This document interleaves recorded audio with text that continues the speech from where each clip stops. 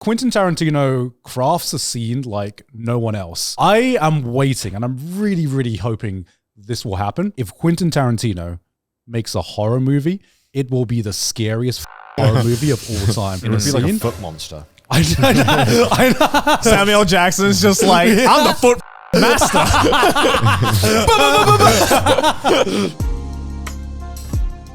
Did you just yourself? What was that? Were you okay? You ran off going, ah! I was like, The coffee just hit you like a lightning bolt? nah, I knew it was coming because I was like, I was going to say when this podcast started, I'm probably going to need to leave midway through because I had Thai food last night. And I was just like, you know when you're like, oh, it's cooking, but you don't know when, but you know it's like. Yeah, the Trojan horse, right? Yeah. It's, I feel I that. went to a fancy Thai restaurant and it was like one of those like courses that was super long. Yeah. It's like a Japanese Thai fusion. And it was like ungodly expensive. I was like, I don't know if I would pay this much. But at the end of the course, I myself. I hit myself. They go, that's how you know it was good. you know, because the worst thing about not Michelin star restaurants, but like fancy restaurants where you like feel like you're in like this vibe where you can't relax. Yeah. Is the worst part is that if you ever leave hungry, is by far the worst feeling ever. Where you're like, man, if only there was like For sure. a couple more courses. Oh, my Lord. Oh. And I like held everyone hostage because at the end they bring out green curry and red curry. And you wanted more. And they said like, yeah, it's unlimited refills. Yeah. But it's like a course with like everyone there. But it's like a tiny bowl. And I'm like, no, this shit's too good So you made everyone sit through everyone had like their own little tiny bowl, and they were like, I couldn't have another bite. So I ended up holding like these like 6 rich. Yeah, but that's soy. You guys I are don't like so- soy. Oh my god, bro! Oh, fuck. You're fine. Give me that. Did you just pour that I'll into like a fight real through what? This is an espresso. It's bro. double shotted, bro. No, It's double shotted. bro. This is no. You also said espresso. You missed an old ass Nespresso pod with a beautifully hand roasted espresso. Coffee's coffee, bro. That's coffee. TLDR, I held these people hostage for a good 30 minutes while I had 6 servings of. Good, you should. That's the way I mean, Thai yeah, food is I always would eaten. do the same. Thai food is not meant to be eaten in like small, tiny little portions. Question: did you shit yourself? Oh, bro, it was violent. It was violent. It was. I literally was like, "Why is the Doom music playing in my toilet?" There's a mosh pit happening in my. Yeah, I'm always like very skeptical when I hear about a fancy Thai restaurant because my experience with Thai food is like it should be like cheap, it's meant to be like the cheap, dirty, like a dirty street store. That's the best tasting. Yeah, ones. hell yeah. Yeah. Well, there's like a fusion one, so I guess that was the whole thing. Okay. I don't know. You should try it. I'll take you. All right. Is it spicy? That's. I didn't think it was that spicy, Bring your own spice. but I think if you showed up, he might be embarrassed. And he might be like, He'd be like, hold up. sorry. We got a real one, boys. My bad. G. All right, We start the episode. Oh, we've been recording. Oh shit. Okay. Yeah, we should. Yeah, because the camera's on. You guys are doing the coffee things, and I was like, all right. I didn't realize. I My didn't bad. realize. All good. Hello and welcome to another episode of Trash Taste. I'm your host for today. Wait, did they get my shit talk in the? Oh, for fuck's sake. Hello. We gotta bleep out most of that. I thought the cameras were off. Hello, welcome to another episode of Trash Taste. I'm your host for today, Garnt. Join me once again, other boys. And apologies to anyone who just tuned in and thought they could have a nice free lunch without any... I'm not apologizing. You're 200 episodes and you should know by now. Yeah, This is Trash Days, It's baby. pretty much that. Okay. Because we're not going to be talking about that today. We've already got our shit talk out because today we are going to be talking about films, guys. Movies? We are getting our film critic glasses on. Finally. Because we've done some episodes before where we've gone through the Mal top 100, the gaming top 100, and we realized we hadn't done that with movies. And we had the most fucking Deja vu.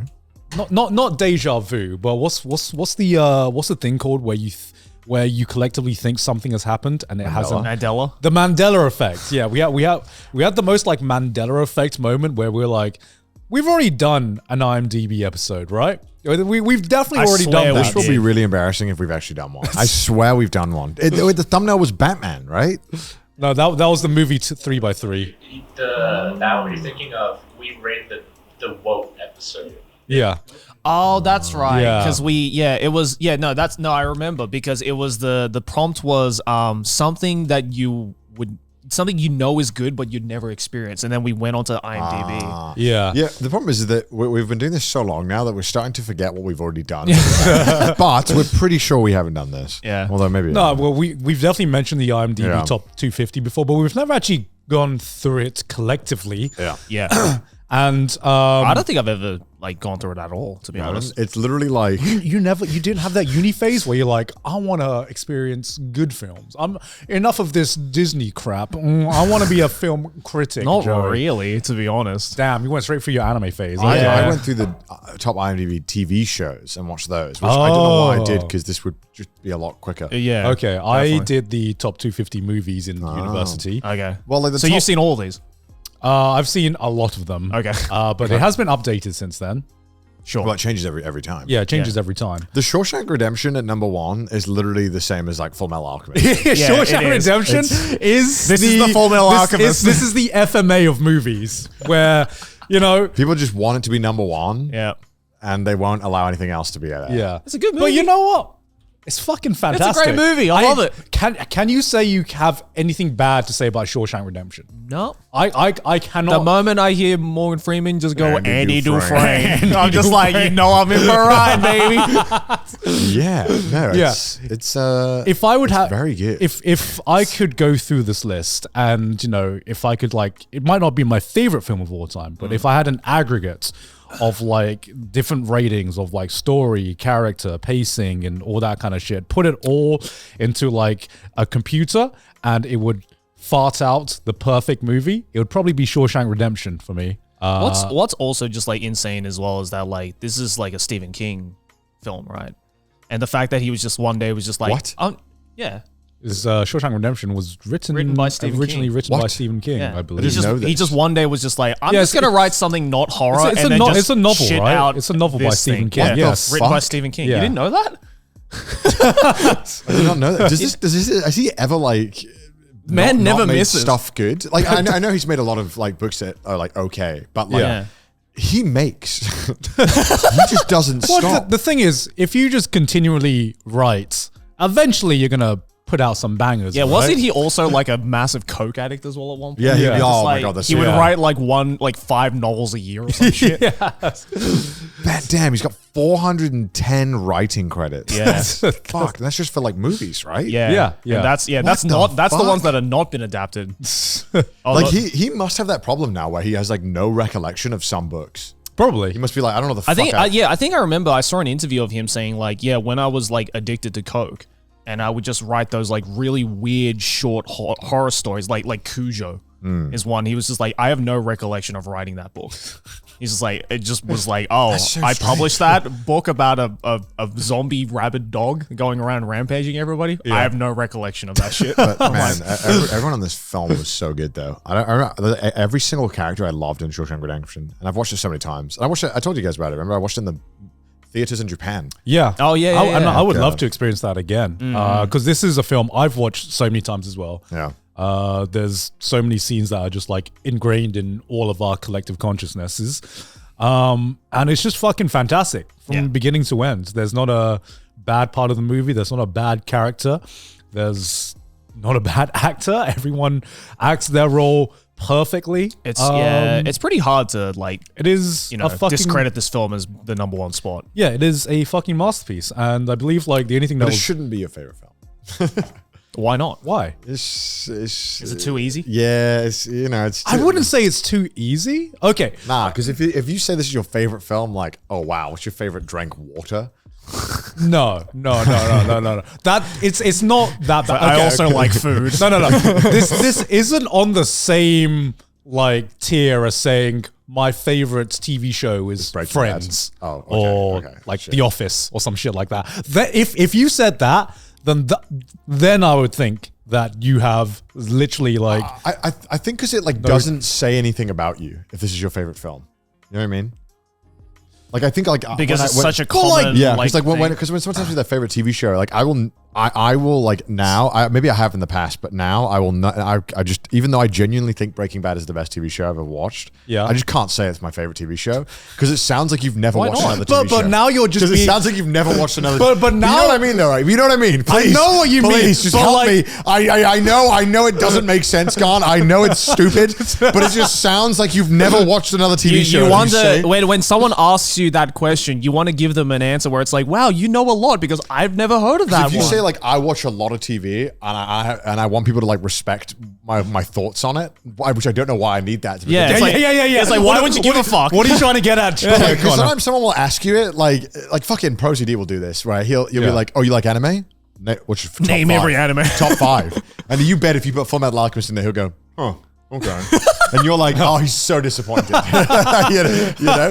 And Shawshank Redemption is that, where it's like, if you say this is your favorite, it's like, What does that say? what does this? Does it say anything does it about say? you? No, it does. It No, does. It doesn't. does. No, it Okay, doesn't. here's you like the best film of all time. Wow. Well, here's the thing. Here's what if someone says Shawshank Redemption is their favorite film of all time. Yeah.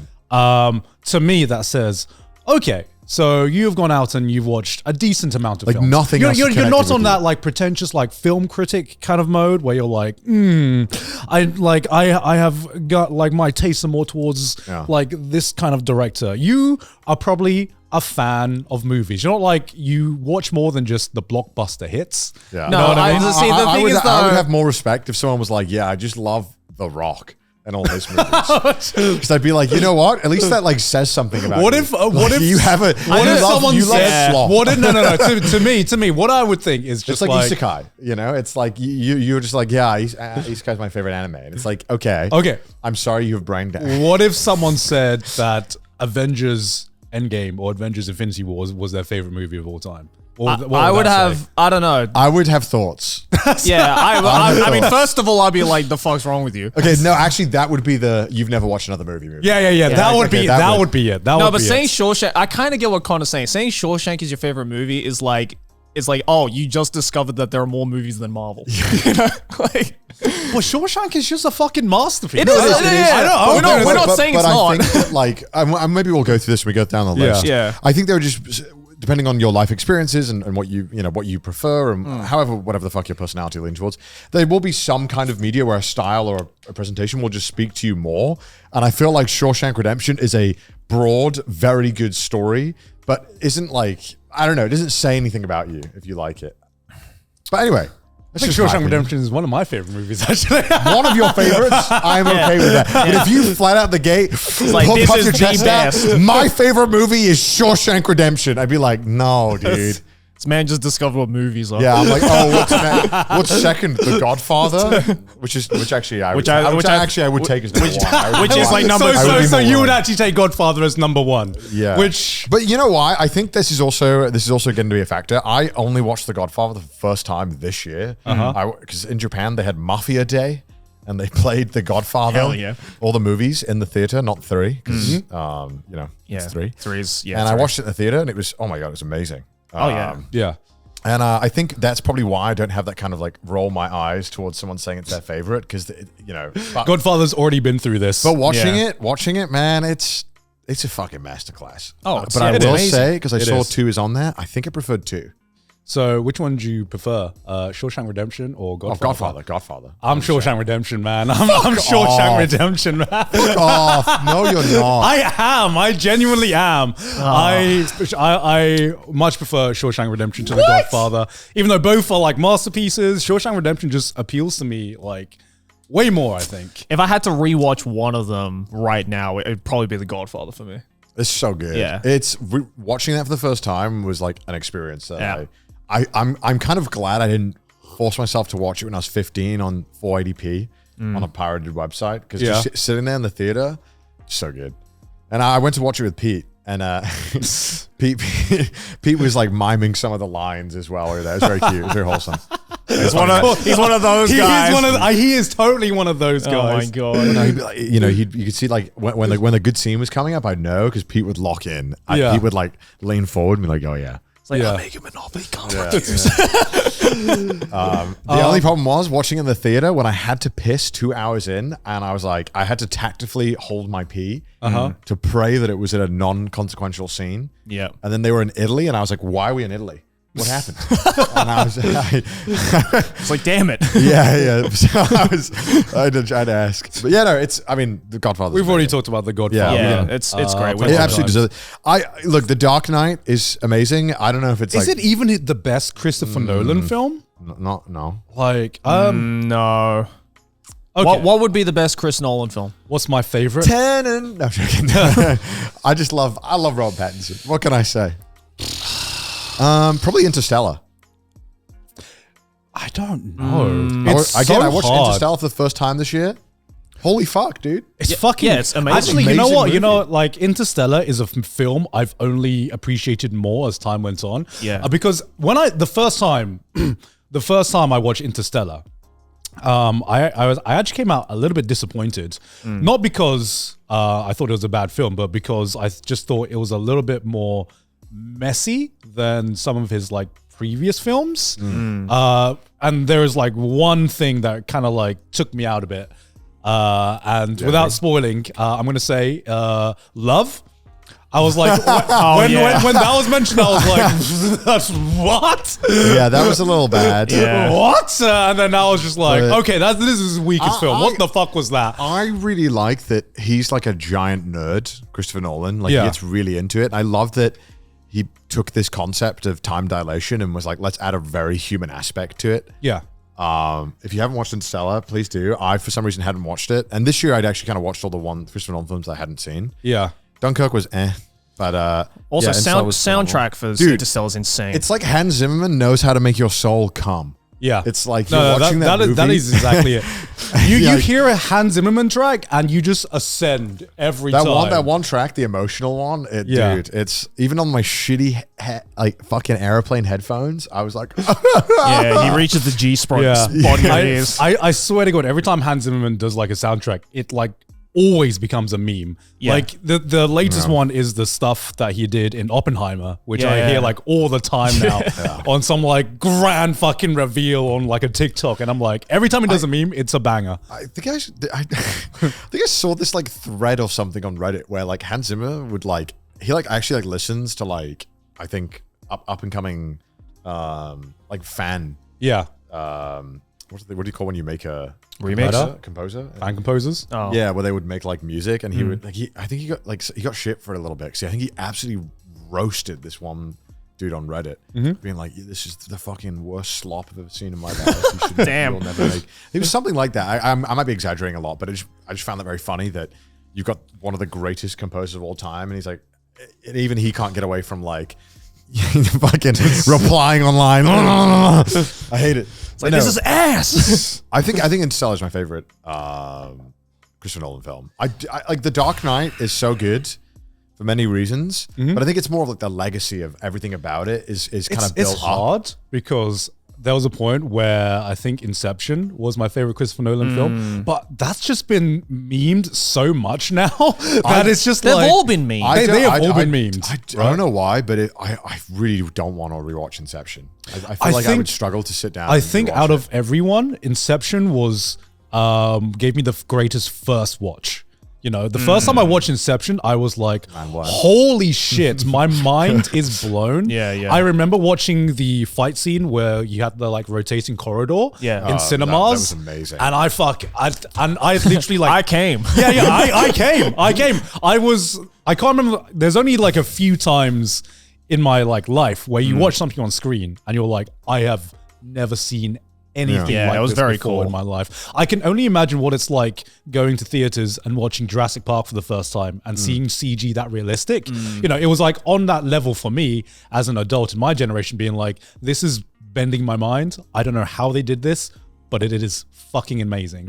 And for first watch, Inception, Fair enough. I think Dark Knight, though, is probably, out of everything he's made, is probably the easiest to watch and the easiest to rewatch. This episode is sponsored by Vessi. It's the new year, ladies and gentlemen, and things are about to change around these parts for your boy and for the other boys as well. But you know what's one thing that is not going to change? My undying love for Vessi. Because Vessi is always there when I need it the most. No matter what weather brings forth. Snow, rain, sleet, shine, you name it, Vessi is there to keep my feet nice and warm and comfortable and stylish. Vessi is the perfect footwear for chasing new goals, whether it's getting active, exploring new places, or simply walking in the rain. With its waterproof technology and all-day comfort, Vessi is there no matter what day of the week it may be. Trust me, boys, I wear my Vessis almost every other day. I even wore it to Garnt's wedding, as I'm sure you've all heard before, and that is not a joke. I legitimately wore a pair of Vessis to his wedding. So what are you waiting for? Take the first step into 2025 with confidence. Explore at vessi.com/trashtaste for waterproof shoes that go with all of your outfits and get an automatic 15% off your first order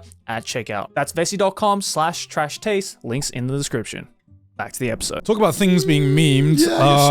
So maybe that's why. Do you think meme power ruins films in some way? Because Dark Knight definitely Depends how much it's been overdone. okay. Dude, in Interstellar, there's that one frame where Matthew McConaughey is like fucking tearing up. Yeah. And it was a really emotional moment. I love that meme. And then like I recognize that fucking meme because obviously I do and I've never seen the film, and it cuts to that shot of him in the chair. Yeah. And it fucking ruined the moment. Yeah. Because it was this extremely powerful emotional moment. Completely fucking ruined it because I did it's a meme. That was me when I watched Breaking Bad. Yeah. This is sometimes like seeing memes in their natural habitats after you've just like experienced them. Yeah. It's such a weird feeling. Or like if you know? you don't know where a meme comes from, and then you're like, like what the? I remember I watched Dexter when I was like 2016 or something, and you remember that Surprise, motherfucker. Surprise, Yeah. motherfucker. Yeah. I remember the first time I watched Dexter, and that meme came up, and I was like, holy fuck, it's from this. I had no idea. Do you think Oppenheimer is? I was should be about higher? to ask you the same Or lower? question. Did you guys watch Oppenheimer? Yeah, of Yes, course. of Did course. you like it? Yeah, loved it. Honestly, it's something that I think this is true for every Christopher Nolan film. I'm going to appreciate it more as time goes on, I think. I think Dark Knight is the only one, out of like his mega hits that I don't think I've appreciated more as time has gone on. I still think it's a fantastic film, but there's so much about The Dark Knight now, I think has just been ruined by pop culture. For me, like I can't hear a Joker line from The Dark Knight and just not like cringe a little bit, you know? Yeah. Because It is a bit edgy. Because, when I saw this, I was like, 18? Or 19? 2008. Is it 2008? Oh, I didn't watch it when it came out. I watched it way after. Yeah, so I watched it when it came out in 2008. And I was like, whenever I hear a Joker line, I get reminded to what I thought was cool when I was 18. You know what I mean? God, yeah. Because at the time, this took over pop culture. Everyone was quoting this for like everything. And people still quote it to this day. They still have cosplay this version of the Joker. And to be fair, I think It is the best Joker. it is my favorite Joker. Yeah. I think Heath Ledger fucking did an amazing job doing it. I just think I've been overexposed to The Dark Knight. Yeah. If anything. Can we all agree that The Dark Knight Rises is just like really funny? I honestly don't remember much from that film. I think that movie is just really funny. The more times I rewatch it, or even just like scenes with Bane, I'm like, Bane is the most hilarious Batman villain we've ever had. Because He's pretty funny. Because though. you can't fucking understand a word he's saying. Yeah, Tom Hardy kind of wish you Like the idea was cool, enunciated a bit more. but just the way that the fucking I'm like, all right, sick, man.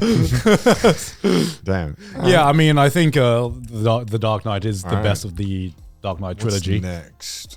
And probably Godfather my favorite Part Batman 2. film as I well. think Godfather Part 2 is better than 1. I don't know if is that controversial? That's not controversial. Is it not? I don't it's know. not I don't know. 'Cause controversial. this is my first time watching it. I haven't seen either film in a long time, so I can't really. I mean, say, Godfather but- Part 2 was that film that everyone was like, this is the example everyone talked about when they were like, oh, sequels are always worse than the original. And Dark Knight 2 was the one example people always came up with to be like, no, not every sequel. I mean, there's Godfather 2. I haven't watched the next movie. Apparently, the next movie is shit. I haven't seen Godfather 3. Sorry, I did watch it. Oh, Yeah. Godfather 3 is, it's bad. Yeah, Yeah, It's it was bad. It's pretty bad. It wasn't like awful, but like after watching Godfather After 1 and 2, 2, yeah. yeah, it's kind of like, wow, Yeah. damn. It was kind of That's unnecessary. not good. All right, well, let's go to the. I Next haven't watched one. 12 Angry Men. I have not watched. such a good fucking movie. I've watched this I've one. watched this. Yeah. I've watched. You've Does watched it this. still hold up? Should I watch it? It still holds up to this day. Because right now in Japan, it kind of sucks because I don't want to go to the movies at 9 a.m. But Yeah. 9 a.m. in every most Toho cinemas, they play old movies. Yeah. I think this is one of the ones they're playing. So what's so great about this one is it's one of the first films I watched when I was going through this list where, it really shows how well a movie can be carried by script alone. Because this movie takes place basically Just in in the one room, room. right? Yeah. It's one room, and it's, as the title says, it's just 12 men. And they're discussing over whether they should convict this kid over a murder because they're in a courtroom, right? And they are the jury. And as the film evolves, you see one man be able to turn an entire room of having one unified opinion of, wanting to convict this kid to one domino at a time falling as this man convinces them, hey, maybe the story isn't what you think it is. Maybe we should reevaluate everything we've heard. And seeing so many personalities clash just in like one room, it still holds up to this day. And it's one of, I do think for its time and for now, it's one of the greatest examples of how to do a film with pure characters, pure dialogue, and pure script. And that's all you need. And I agree. it's fucking I had amazing. I had to write so many essays about this book when I was in school. Yeah. We did like a whole year-long thing about 12 Angry Men. So we had to read the original this always book. gets We had to referenced, read the movie. I watched Yeah. the movie multiple times. And it's... So what were your everything. essays about? Just again, it's about like how powerful scripting and character writing is, and how so much harder it is than it seems. Yeah. Because like when people think like, oh, character writing, it's like, oh yeah, just like figure out, like just make a character and then write about it. I'm like, yeah, but it's so much easier said than done, especially if you want it to be not only cohesive to the entire film, but also like, getting people to care about fictional characters is way harder than it seems. Yeah. And 12 Angry Men does that perfectly. Oh yeah, there is so many good like lines in this, so many good characters, and the way they are able to characterize everyone with like distinctive character types, almost like immediately, is one thing that I think this film does really, really well. Yep. And another thing I think this film does really, really well as well is not knowing what's going to happen next. There is this, Yeah, no spoil for me. yeah, no spoilers. But I remember, because I was watching this, I was like, this was, I think, one of the first black and white films I ever watched. And I was at the age where I was like, I don't want to watch black and white films. Where's the color? This is some old shit. I don't care about what people in the 60s were doing. And for like the first 10 minutes, I'm like, I'm gonna switch this off. I'm not gonna watch. And then there is one scene that involves a knife. And then that's all it took. I'm not gonna say what happens, but there is one scene where a knife comes out. And then from that moment on, I was like Locked in. I was like completely locked in. I forgot I was watching an old movie. I was like, holy shit, what just happened? Hell yeah. Damn, I want to know. All right. Yeah, it's definitely this is- recommend. Easily worth being top 10. Oh, easily. easily. okay. Yeah. My favorite old movie. I think one of the only black and white movies I actually really, really enjoy from the olden days. All right, next one. Garnt knows all about this one. Return of the King. Wow, a film I can actually talk about because I watched this one. Well, no, you watched- with the You boys. didn't watch all of it. I think we started like 40 minutes in. 40 minutes in and then we didn't even finish it. 'cause we So left. I must have like such a weird Lord of the Rings journey because I have now officially watched The Fellowship of the Rings and the last 40 minutes of Return of the King. So ass. Oh my god. I mean, what can yeah. you say? This is just one of the goats. Oh, this is I feel like all of the movies are very good. I think it's like I don't get mad when anyone tells me like where they put each movie because I'm like, look, they're all 9 out of 10s. Mm-hmm. They're all amazing. Yeah. I mean, my preference, I like the Two Towers. The Two Towers. Really? Yeah, I like the Two Towers the most. I think that was my least favorite out of Dude, this. I just love the Battle of Helm's Deep. It's just so fucking good. That is a good scene. It just goes on because you're sitting there watching it and you're like, it can't keep going. And it just keeps going. And it's like the most epic shit of all time. yeah. But I mean, Lord of the Rings as a trilogy is like fucking masterpiece. Oh, yeah. I mean, there's a reason why it's considered like the GOAT of fantasy. I mean, I watched The Fellowship of the Rings for the first time, as you guys know. Yeah. Fucking fantastic. Yep. And apparently that's not even the best one. Yep. Oh, wow, Two Towers is the lowest rated out of all of them? Yeah, but I think that's the it's general good. consensus. Is there a reason for that? Well, I guess when you're in the middle of the story, it's kind of a tough spot to be in because you're Not to say that Two Towers is bad, but it's just my favorite. it's the hardest to like, I guess, get people to care to watch because it is kind of just like in the middle. Yeah. You know. The only downside to this movie is that some of the CGI is not great nowadays. When you watch it, you're like, I mean, it was great for its time. yeah. I Yeah. think some of them look good, but I think in the Return of the King, a lot of the big things like the beasts and shit did not look great. It's crazy to think this came out over 20 years ago. Yeah. I mean, it just goes to show, like, when you make a fucking banger trilogy, it just stays around. It just doesn't go. Like, I feel like Lord of the Rings is one of those franchises that has had nothing good made in a long time, but people are still like, but it's just the GOAT and everyone loves it. Yeah. And Well- I think, like, I love talking about Lord of the Rings. It's fucking epic. I saw Hobbit was ass. Hobbit sucked. I never watched Hobbit. The Hobbit never watched fucking Hobbit. sucked. Really? Did you watch the new Lord of the Rings TV series? No, I heard it was terrible. What's it called again? Rings of Power. Rings of Power. I just can't because I don't want to watch it and be sad because that's what The Hobbit made me feel. Yeah. The Hobbit, like, you have this jovial 30 minutes of like, oh my God, it's the Lord of the Rings again. Yeah. And then you're like, wait, no. It's not. It's dragging this out so much. Yeah. No, what happened? I saw this video that got recommended to me recently. And watching Lord of the Rings for the first time this year definitely reminded me of this feeling that I think Hollywood just you don't see as often in films anymore. So it was this video talking about sincerity in like modern Hollywood blockbusters and how that just is not a thing you see as much in modern day because it seems like a lot of modern films, just modern writing in general, there has to be like some irony to it. You know what I mean? Yeah. So there always has to be like some kind of like quip, or if something weird or wacky happens, always has to be like Downplayed, yeah. It always has to be like downplayed or have some joke about it.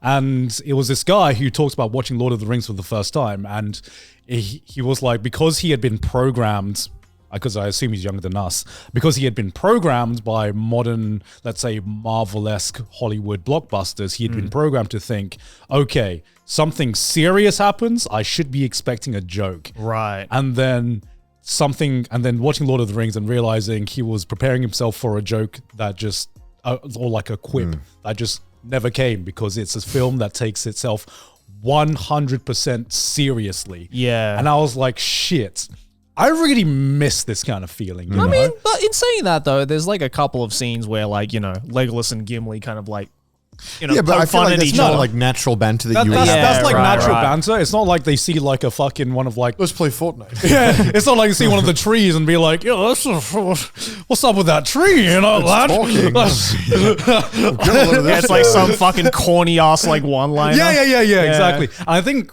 you know, this is going to be like a slight tangent, but I think that's what I've really respected about the One Piece live action, where it's just like, I was wondering Dumb as why fuck, but it took it seriously. it took itself Yeah. 100% seriously. And I was wondering myself why I thought the One Piece live action, why I really, really liked that and really, really thought that worked. And I thought it is because it took itself 100% seriously. And I can only think like the only film I've seen this year that did that was probably Dune. Yeah, that I was was gonna say based, Dune is and that, kinda and that like, was based on a fucking book that came out in the 60s. Yeah. So what does that say about like, you know, modern audiences and modern like expectations?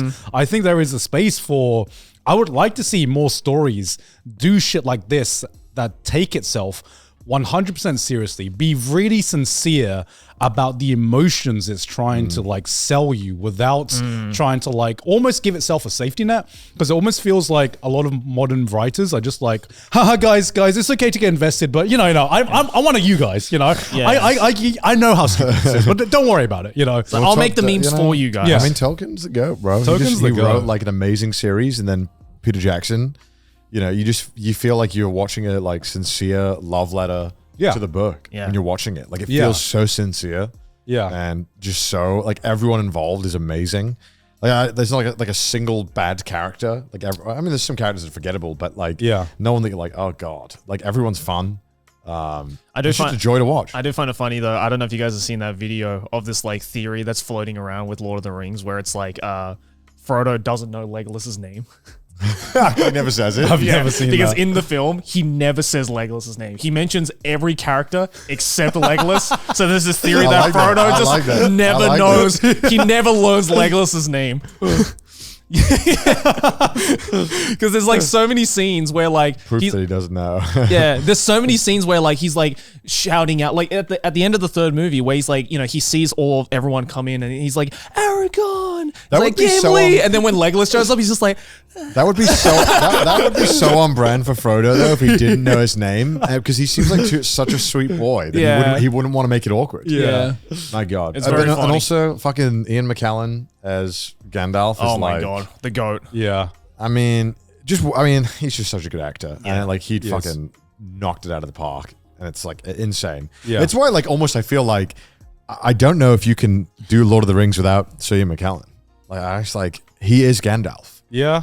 Yeah, but in saying that, I don't think I don't think anyone could be Frodo other than Elijah Wood either. I don't know. I don't see it the same way with like, am I crazy? Like, if they remade, because Frodo's like a young character, right? And Elijah Wood's like a bit older now. So if they remade it and they had to recast him, I'd be like, oh, you mean like right now? Yeah, if they remade it like right now, well, not remade it, like I don't know, they did something where they had him. Right. I'd be like, Ian McKellen is a non-negotiable. Oh well, yeah, of course. Like, we need to. No one else looks like this dude. Yeah, like we need Ian McKellen, but everyone else, all right, maybe we're not. Well, I know, I'm obviously exaggerating, but like it's amazing. Yeah. Everything about it is so good. Masterpiece. Yep. Yeah, I'm sure. the greatest fantasy movie of all time. Yeah, series. I agree. All right, I agree with only seeing one of them. Schindler's List. I have not actually seen this one. You've not seen Schindler's I've not List? seen Schindler's List. Oh my god, this is like Ralph Fiennes just deciding that he's just gonna go insane. He puts on such a good performance. It's very scary. Yeah. Yeah, I don't know. I think this is personal preference. No, I've talked about this before. I just don't find World War II interesting. It's because you're not one. It's because you're not white. Probably. I come from a country that actually had no involvement in World War II. Fun fact: Thailand was the last country to wage war on the UK. Yes. Damn. Yeah. we were just chilling. That went well. So I've never like. No, I like World War II a lot. I think that's just like a thing that happens when you're approaching 30 as a white guy. You just get into World War II. And like, How do you feel it as a Japanese bloke, Joey? Yeah, look, I'm Japanese and German, so don't ask me. bro's DNA is the Axis. Yeah, I've got 2/3 of the Axis, bro. Let's forget about that. DNA is the Axis. Yeah. All right. I don't like look at World War II as like a point of pride or anything like that. As like a lot of like I think some people do, but like as a historical thing, it's just it's super so fucking fascinating. interesting. Yeah, it's so 'Cause fascinating. We have so many records of everything, and so there's just such painful detail of so many things. And so I think that the stories that can be told, and when you hear about real life things, you're like, what the fuck? Yeah, how is this real? Yeah. And this movie is So many just things. fucking And sad. this is like, It's such a devastating movie to watch, but it's so powerful. Is this the type of film that you can only watch once? No. You know? I mean, I've only seen it once. Because there's certain films, like for example, Requiem for a Dream, for example, where I'm like, I would like everyone to experience this, but I wouldn't say I recommend it. You know what I mean? It's sad, but Yeah. it is depressing. But I will say, because I think I've watched it like twice. On the first watch, you're kind of just in shock and horror from everything that's happening. Yeah. And the second time you watch it, especially if you like movies, you can really like come to appreciate like the little things that everyone's doing. And again, I think especially like Ralph Fiennes, like I don't even know what it takes to play like an evil Nazi dude, but like an actual portrayal, not like a cartoon portrayal. Yeah. Like it must be quite mentally taxing. Yeah. To have to get yourself in that headspace. And he does such a phenomenal job, and it's like a masterclass to watch. It's so good, but it's a very hard movie to watch. It is. Right. hard to long. recommend. Okay. But what's crazy is that he made this movie and Jurassic Park in the same year. Yeah, I know. It's insane. I've seen like video, documentaries on yeah. it of his like schedule doing this, and imagine They making made some shit Schindler's too. List and Jurassic Park, bro. It couldn't be further apart. But they It's say, like, all right, we're filming this really sad like World War II film. Bring out the dinosaurs. Can I just say that peak Spielberg actually solos? You know, like Scorsese, it's okay, but like let's talk about peak Spielberg. Spielberg was on that grind. Yeah, dog. yeah. I mean, it won 7 Oscars. Jesus Christ! I mean, when you When you watch it, it makes sense. yeah, when you watch it, you're like, yeah. I mean, yes, and it's also the type of film that would win Oscars. To be fair, a period piece always does well. Yeah. It is kind of strange that he made them at the same time, but I think it was because it was based on a book, if I'm not mistaken, and the guy was still alive from the guy who survived the concentration camp, and he wanted to get the film out before he passed because he was getting quite old. Yeah. Oh, So okay. I think that's why he was so like, we have to make both these films at the same time. So it was interesting. Damn. It's a really interesting He story. was on a but- time crunch and yet he still managed to Yeah. make a banger. It's That's phenomenal. crazy. Well, I think there also the scripting of this was like, if I'm not mistaken, it was a little loose as well. I don't think it was. I could be wrong though. I feel like there was a lot of room that he gave the actors a lot of room to like work with. Yeah. I think it's a masterpiece. Yeah. Yeah. I probably won't watch Black it and because For 99.9% of the film. I don't know. I just like the subject matter just doesn't really interest me too much. As I said, I'm just like, there's only one World War II film I think I like. That's Saving Private Ryan. It's a banger. Yeah, it is a banger. Every other film I've watched in that period, even though I'm like, yeah, this is a good film, but I'm not really interested in stories from that period. Fair Fair enough. enough. All right. That's just me. This episode is sponsored by Shopify. Boys, as I'm sure you are already well aware of, I run a clothing brand. I've been doing it for about 2.5 years now, going into my 3rd year, and we ship all over the world. But when I first came up with the concept for Nonsense, I was like, hang on a second, we have all these cool designs and everything, but how am I going to ship it off to everybody around the world? How am I even going to like sell my clothes? It's not like I can just open up a physical store and just wait for people to come in. Well, thankfully, that's where Shopify was there to help us out. Get your store up and running easily with thousands of customizable templates. No coding or design skills required. All you need to do is drag and drop. Their powerful social media tools let you connect all your channels and create shoppable posts and help you sell everywhere people scroll. Shopify makes it easy to manage your growing business. They help with the details like shipping, taxes, and payment from one single dashboard, allowing you to focus on the important stuff like growing your business. And legitimately, as I just mentioned, our clothing brand Nonsense has been using Shopify ever since its conception, and we're still using it to this day because it just works. From the conception stage all the way up to getting it into your guys' home stage, Shopify has helped the brand grow to where it is and hopefully further beyond. Established in 2025. Has a nice ring to it, doesn't it? So if you need something to help grow your potential next business like I did, then make sure to head on over to Shopify. Sign up for your $1 per month trial period at shopify.com/trash, all lowercase. Go to shopify.com/trash to start selling with Shopify today. Shopify.com/trash. Back to the episode. Let's move on. Next. Moving on.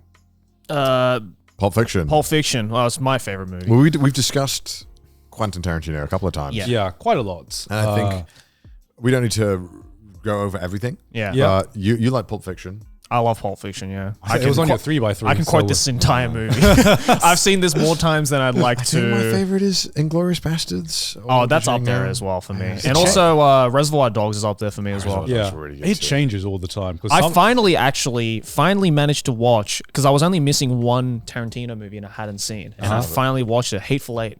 Hateful Eight's so It's actually good. the only one I Yeah. haven't seen either. I was like, I mean- never got around to watching it, and I finally watched it the other day, and I was like, damn, this movie's fucking good. This is a banger. The Hateful Eight, I think, kind of is out of every one of his films is more like Reservoir Dogs, where I watched The Hateful Eight and I'm like, this feels like a stage play. Yeah. You know what I mean? Yeah. It's like you watch Pulp Fiction, Inglourious Basterds, you're like, okay, this is a feature film. Whereas you watch Hateful Eight and you're like, damn, a stage play. Yeah.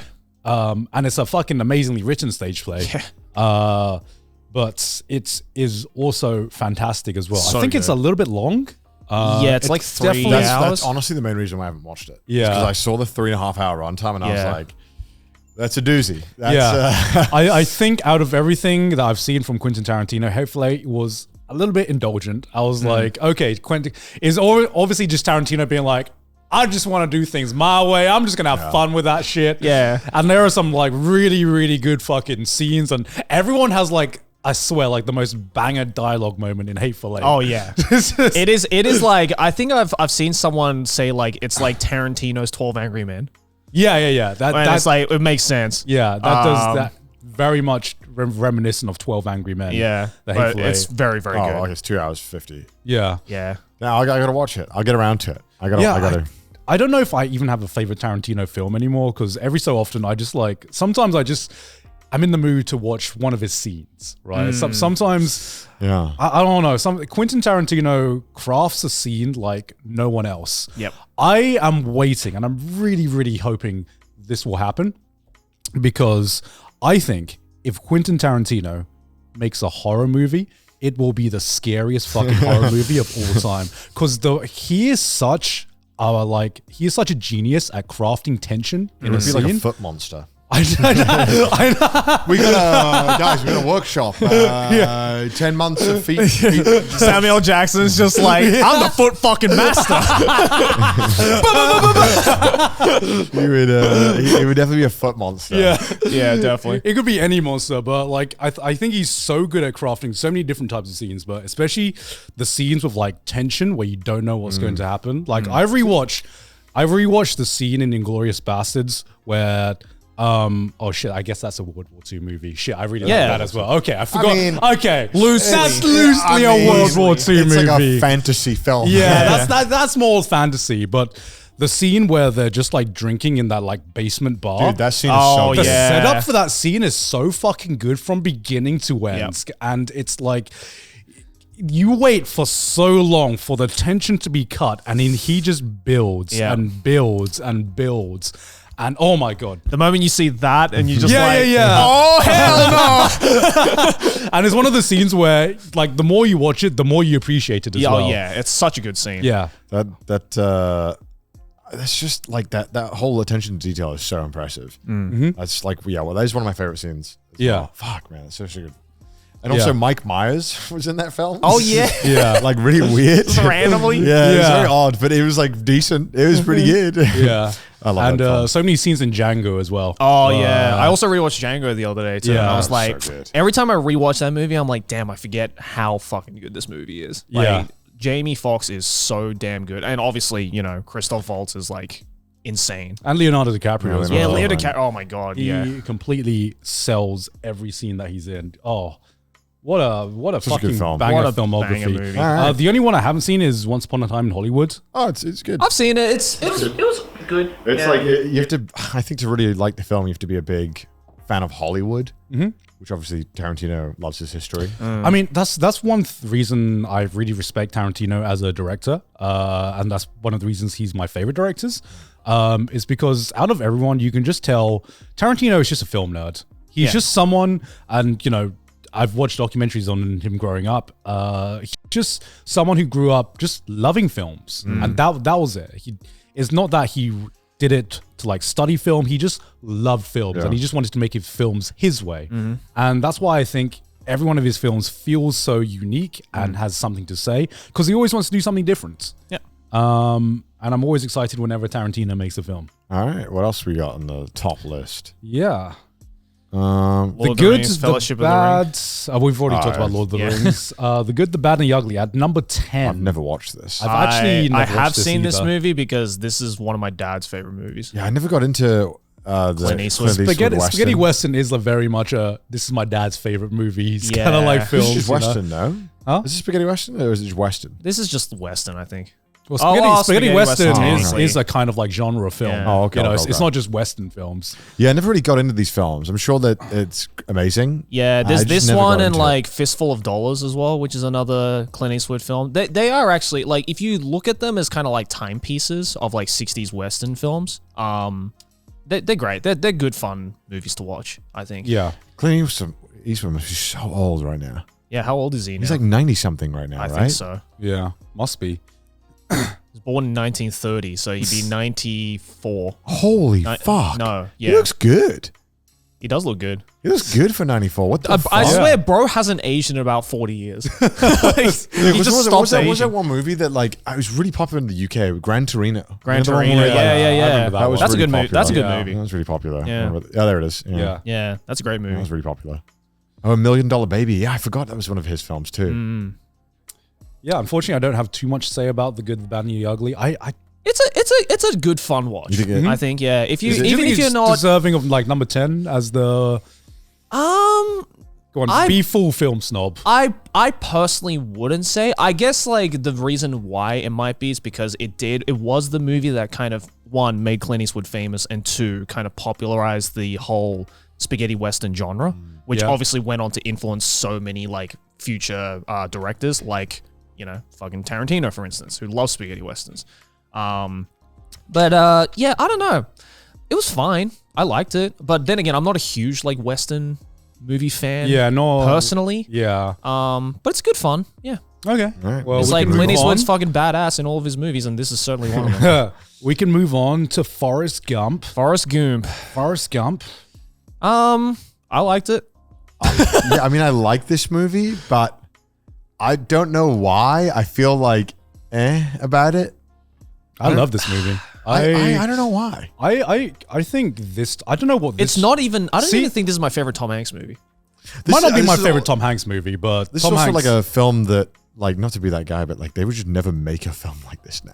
Like right now. No, that's the thing though, Yeah. where I miss films like this. Yeah, Because me it's too, films like yeah. this, and I put Shawshank Redemption as in the same kind of like genre or like space as a film like this, where you just don't see films like this anymore.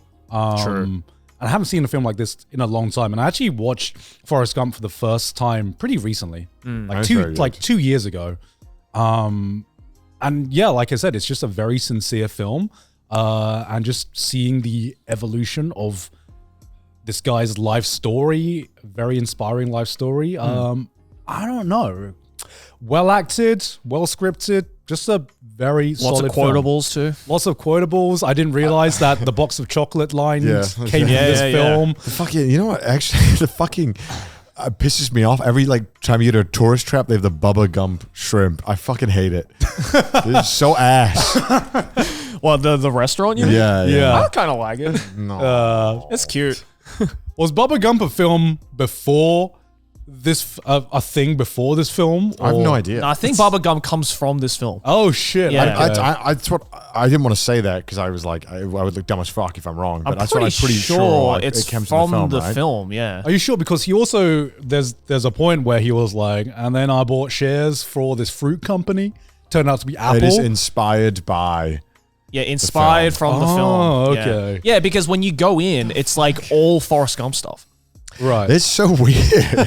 And every time I see it, I'm like, wow, what a tacky way to. But I mean, guess it's still makes it's still sense. I around. guess it makes So sense. It's 35 restaurants apparently That's all over the world. crazy. there's one Only- in Japan. Yeah, it's in What? Yeah. it's in It's in Tokyo Dome. Universal as well. There's one in Universal. There's one in Tokyo Dome. As Yeah. well. Yeah. On God, I would never eat there in Japan. It's fine. The food's fine. Yeah, it's fine. I'm not Okay. going in there though as a fucking Forrest Gump fan. No, no. Is there anything about the film that stands out to you, or Like Shawshank Redemption, I just think I don't know. start to finish? It's good. It's just fun. Can you say something bad about it? Like, do you have any criticisms of it? Because I think when films are on this level, you know, it's less about, okay, is this a good film, and more about Preference. does this film appeal to me? Yeah, and my it's taste? more about preference. Because I think there's a quote from Quentin Tarantino that talks about like the perfect film, where, you know, you can say a film is not for you, but there's not really anything you can say to bring it down. Yeah. And I think Forrest Gump and a lot of these films in the top 10 definitely go in that category. Oh, for sure. Yeah, I don't for know. sure. Where- Yeah, I mean, I like it a lot. Where I think it's fine to say that, hey, I just, maybe it just didn't appeal to me as much, or, I liked it and that was it. But I look at Forrest Gump and I'm like, damn, this is a fucking great film. I think it's a great film. Yeah. And even though it's not my favorite, maybe Tom Hanks film or my favorite film in this space, I can't actually say a lot that can be like, Yeah, it's me just, neither. it's just preference. It's just preference. It's a good film. It's just a fucking great film. Yeah. Agreed. And I still think it holds up well to this day. Yeah. And I would love to see more Hollywood come back and make more films like this, please. I think there is a space for it in modern film, in the modern film space. Not everything has to be Marvel. Not has to be Marvel. Not has to say some grand fucking philosophical message. Yeah. Sometimes you just need a heartwarming film. Just a good human drama. A good human drama. And that's think it. And that's exactly what this is. The next one is Fight Club, I think. Is it? Yes. Oh, yes. Yes. Fight Club. Fight Club. I mean, this is also a genius film. Have you seen Fight Club, Connor? Yeah. I didn't know anything about it, so the twist did kind of catch me by surprise. Oh yeah. Oh, yeah. Yeah, I loved it. It's What great. does it say that? You can't say this is your favorite film as a guy. Here's the thing: seeing the evolution, Bad vibes. seeing, Bad vibes. seeing the evolution of Fight Club from like when this first got released to like modern day, to like the modern day landscape has been weird to see. Okay, I will say one thing. This was my favorite movie at one point. Okay. I believe I was a 16-year-old boy. Yeah, And this was, I would say that Fight Club was my favorite film. And I don't know what that says. You just know when people say that Fight Club's their favorite film, you're like, huh. Every 60, yeah, I mean, I do agree. Every 16-year-old Every single- first heard yeah, like, yeah. rule number one of Fight Club. We don't talk about Fight Club. It's Yes. like, yeah! And to be fair, to this day, I still think Fight Club is an amazing film. Yeah, so good. Fucking amazing film, amazing script. Had no idea about the twist as well. Right. And that blew my mind as a kid. Having said that, I do think, even if it was like unintentional, holy shit, as a lost 16-year-old boy who was discovering themselves, this film spoke to me in a way that You want to be a terrorist? Yeah, everyone was just like, down with the system!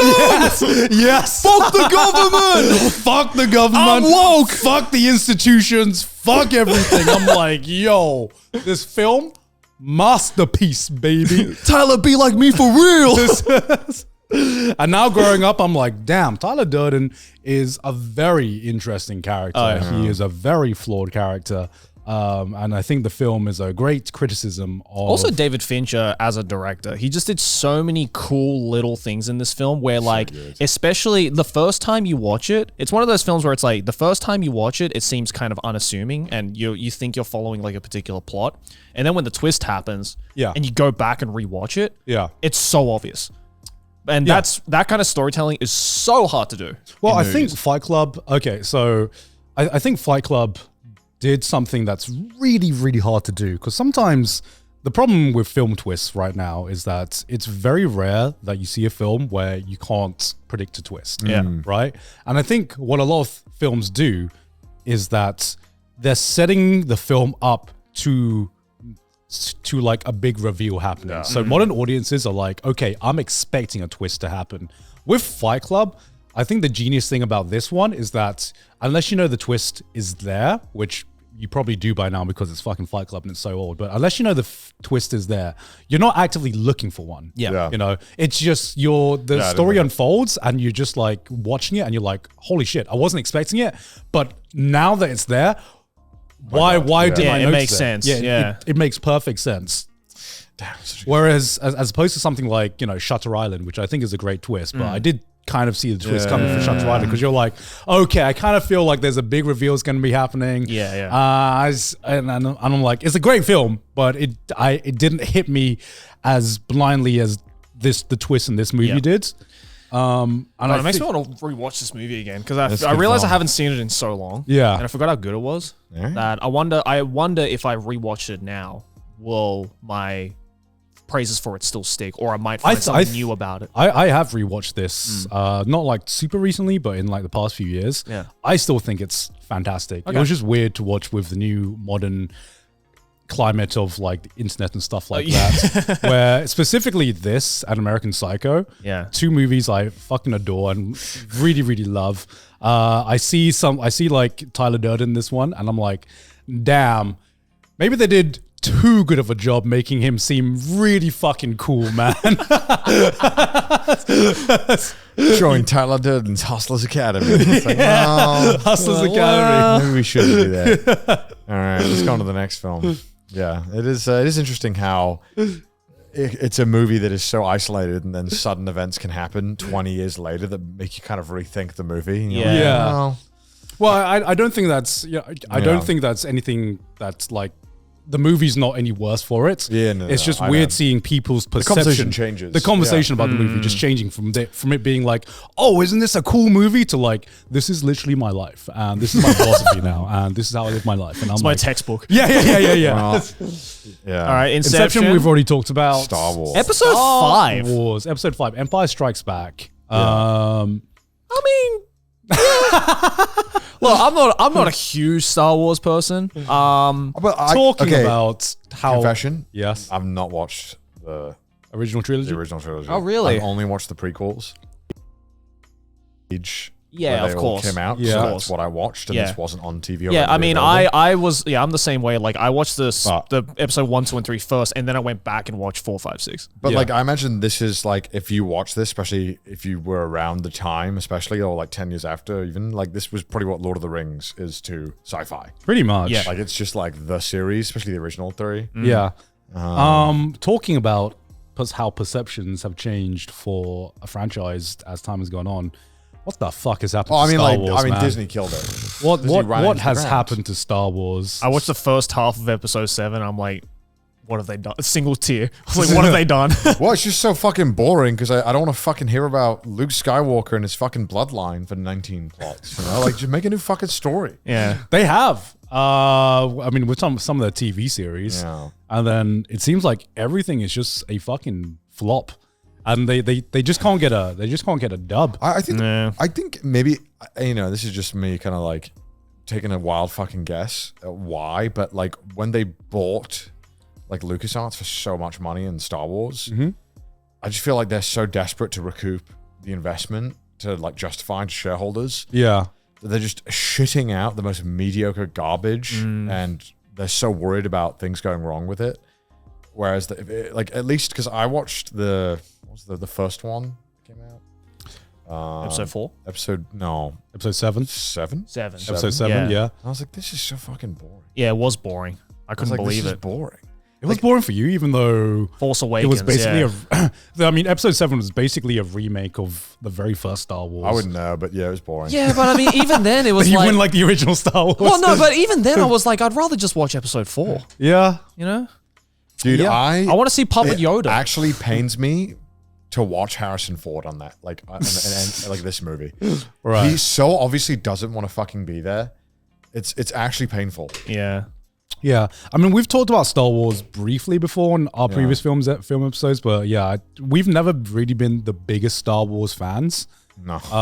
Out of everything, even though Star Wars was such an integral part of nerd culture for so long, I was never really into that side of the nerd Yeah. culture. I I don't know why. For me, I very much preferred growing up the edginess of like anime sci-fi. Well, it's not even It that. was like way more edge. Yeah, I mean, I love I shit love like that. I loved shit like Blade Runner, and obviously anime and other sci-fi shows, The Matrix as well. You know, I love sci-fi, but for some reason, I even though I fucking love sci-fi, Star Wars was just the one thing I was like, I don't know why. This just feels different. I don't know why. I was never truly into Star Wars. The only Star Wars I was like 100% invested in was probably Knights of the Old Republic, which is the video game. Fucking amazing. I think because also the movies as well for me, when I would watch the movies, I felt like I was watching like WWE. Because like the way they fight feels like a WWE fight. You know what I mean? No. Because there's like this like kind of like amazing showmanship, yet you just in the back of your mind, you're like, I'm watching a show. And Okay, maybe for like, and like whereas like Lord of the Rings, I was like, you know, in my head, I'm like, if Aragorn dies, I will literally. If something happens to Samwise, I will not be okay. Right. Whereas like when I see them fucking like jump around and then do the Force, like I think the Force. Okay, let's get into it. The Force as a power system is dog shit. Like it is like the fucking like power level of Dragon Ball shit, where it's like, but it's cool. Nah. It's like a form of Nen. If you think it's about like the worst form of Nen. Well, okay. But I understand that, like, look, it came out in the 70s. Did you ever right? have a 70s, point? right? Okay. 70s, Did yeah. you have a point where you saw a scene and then you're like, I don't fully understand the Force, but I feel like that's not what the Force is meant to do. Did you ever have that it's moment? Just how, like, Or- the Force was only like again, and I'm not a Star Wars fan, and I'm sure there's a Star Wars fan pulling their hair out at home, being like, "You don't understand." They explain this in the movie. But like when you'd watch him, like I guess because it's like a cum barrier where it's like if you just have like the A what? like Hey, yo. if you can just block, you can block him. You know, I don't know why I call it a cum barrier. My brain just wanted to say it. So if he came on me, just the Force. Like he could like Darth Vader could make me nut unless I have like a high enough force level where I can block it, and then he would have to like come and like fucking sword me. Wait, what if there's a scene in Star Wars where Darth Vader's just like, come. Like he could. To my understanding, he could. He could. Like Do you think Jedi use the Force when they're like procreating? Yo, when Yeah. Anakin was making Luke, was he- erectile dysfunction must be a thing of the past. Yo, imagine he He doesn't even have to be hard. imagine hitting the G spot with like the Force. He could. He's just standing there doing this. Question: could I be like choked out by Darth Vader if I like had my back turned and wasn't paying attention, or is it like a Nen barrier where I like constantly have my Nen barrier up? That is what happened to Anakin's mom. I'm just saying. Yeah. She never had sex. She never had sex. Oh my god, so she got the cum Yo, Force. do you think Darth Vader is actually like really fucking kinky? And like, Darth Vader in the films, Heavy breathing oppressive, and choking? heavy breathing. And choking? Yo, Darth Vader in bed, like, definitely wants to be pegged. I don't know why. It's just, yeah. not just pegged, like force pegged. Like, it's just, He's like, come to the dark side. Needless to say, not a huge fan of Star Wars. Happy to move on. Yeah. Let's stop saw- making sexual jokes about Darth Vader. I saw this one short where you know like the sword YouTubers who always I like fucking love those. Yeah. two. yeah, I fucking love the channel. And then there was this one guy who was just, I saw this short that was like, why don't they use this technique in Star Wars? And it's like, so imagine like I'm coming to slice you. So you turn off your lightsaber Oh yeah, I saw this. I as saw you're going this. down, and then you turn it back on. Yeah. And I'm like, what? Real shit. Yeah, and they're like, why do people in Star Wars not use this? Because that is broken as hell. And the top comment was, Jedi, no honor. Sith, no bitches. And I'm like, yeah, makes sense. Yeah, makes pretty sense. much. The forbidden technique. The Matrix. It is beta technique. You were just man. mentioning the Matrix. Oh, the Matrix. I know you love the Matrix. I fucking Dude, love who doesn't love the Matrix? I mean, it's Matrix just is sick cool. as fuck. I feel like it was like it defined the vibe for Yeah. and the style. Yeah. For quite a many years. Yeah. I mean, this single-handedly just made leather jackets cool for an entire decade. I feel like. The fights were cool. This, I'm pretty sure. Long leather jacket with glasses was like the look. This was like one of the first sci-fi films that I properly got into. Definitely defined my personality for a good while. yeah.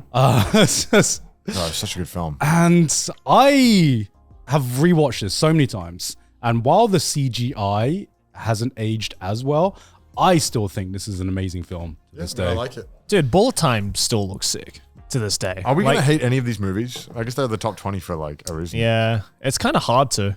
It's kind of hard to. We can hate their sequels. Yeah, true. yeah. Well, I mean, my God, they certainly have had a hard time getting a Yeah. good sequel. Yeah. Yeah. Damn, the Matrix Reloaded was a 7.2. I think The Matrix Reloaded is overhated. And so is The so? Matrix Revolution. I liked I like the initial sequels, but the new one I heard was Oh no, the new one is shit. Resurrections? Yeah, Resurrections is dog shit. Resurrection is shit. So bad. I do think the first Matrix is the best, but I still think there are some really cool ideas in the Matrix Reloaded and the Matrix Revolutions. Is Matrix Reloaded the one where like Neo fights like all of those Mr. Smiths in the basketball court or whatever? Yeah, that scene is so sick. I remember watching that scene. That's such a I'm cool surprised scene. John Wick is rated so low, like the John Wick films. I mean, they're just action. they're just action. I think that's a fair rating for John Wick, where it's like this is definitely like a cult.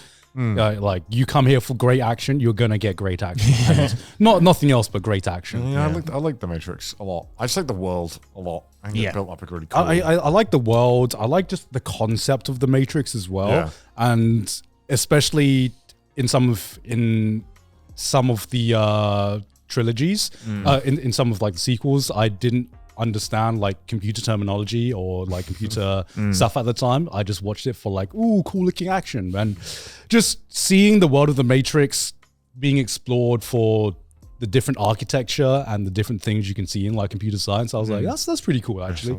I never appreciated that as a kid.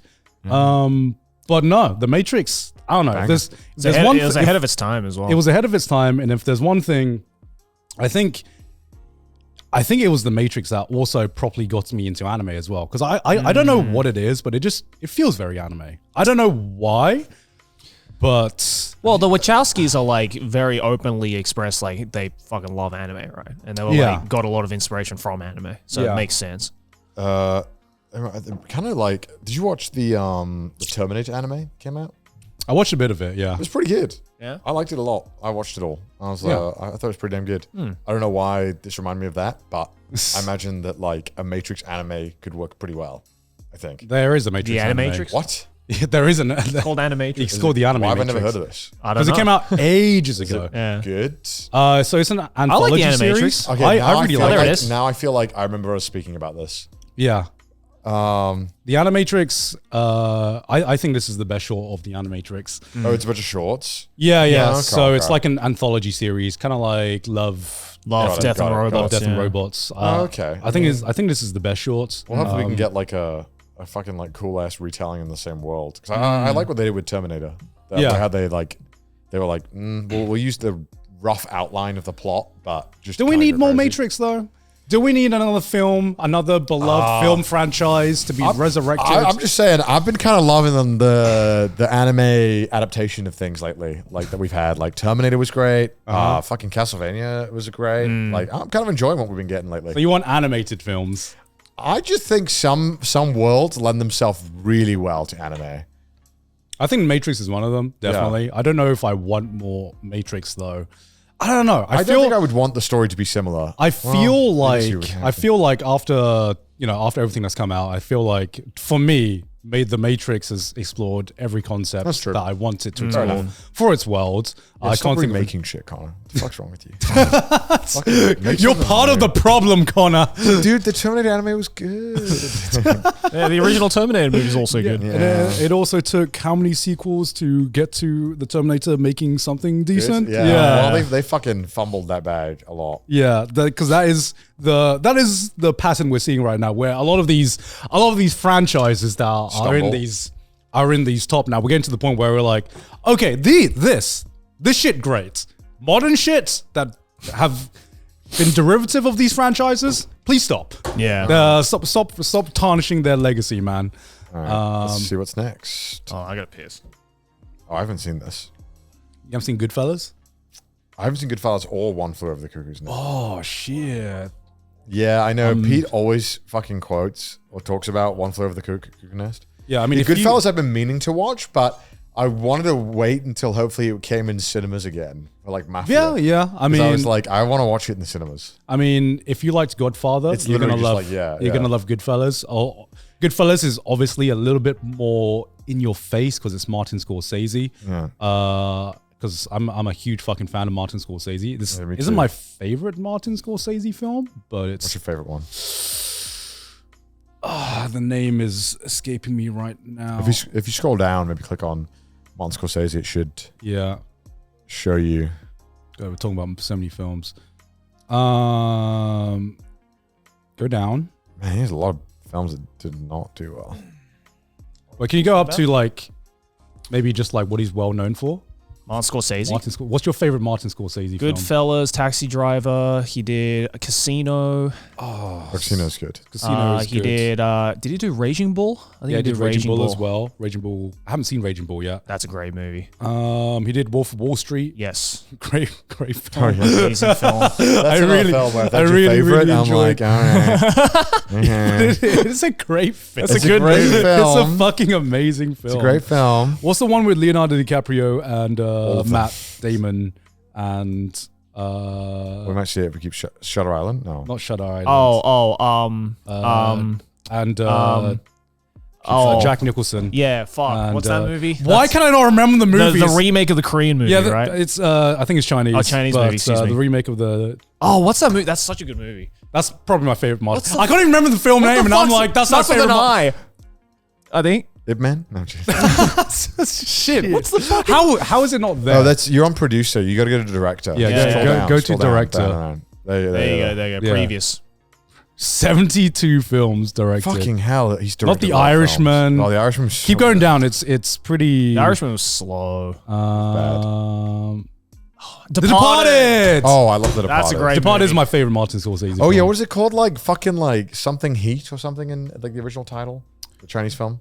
I can't remember. I've watched the original.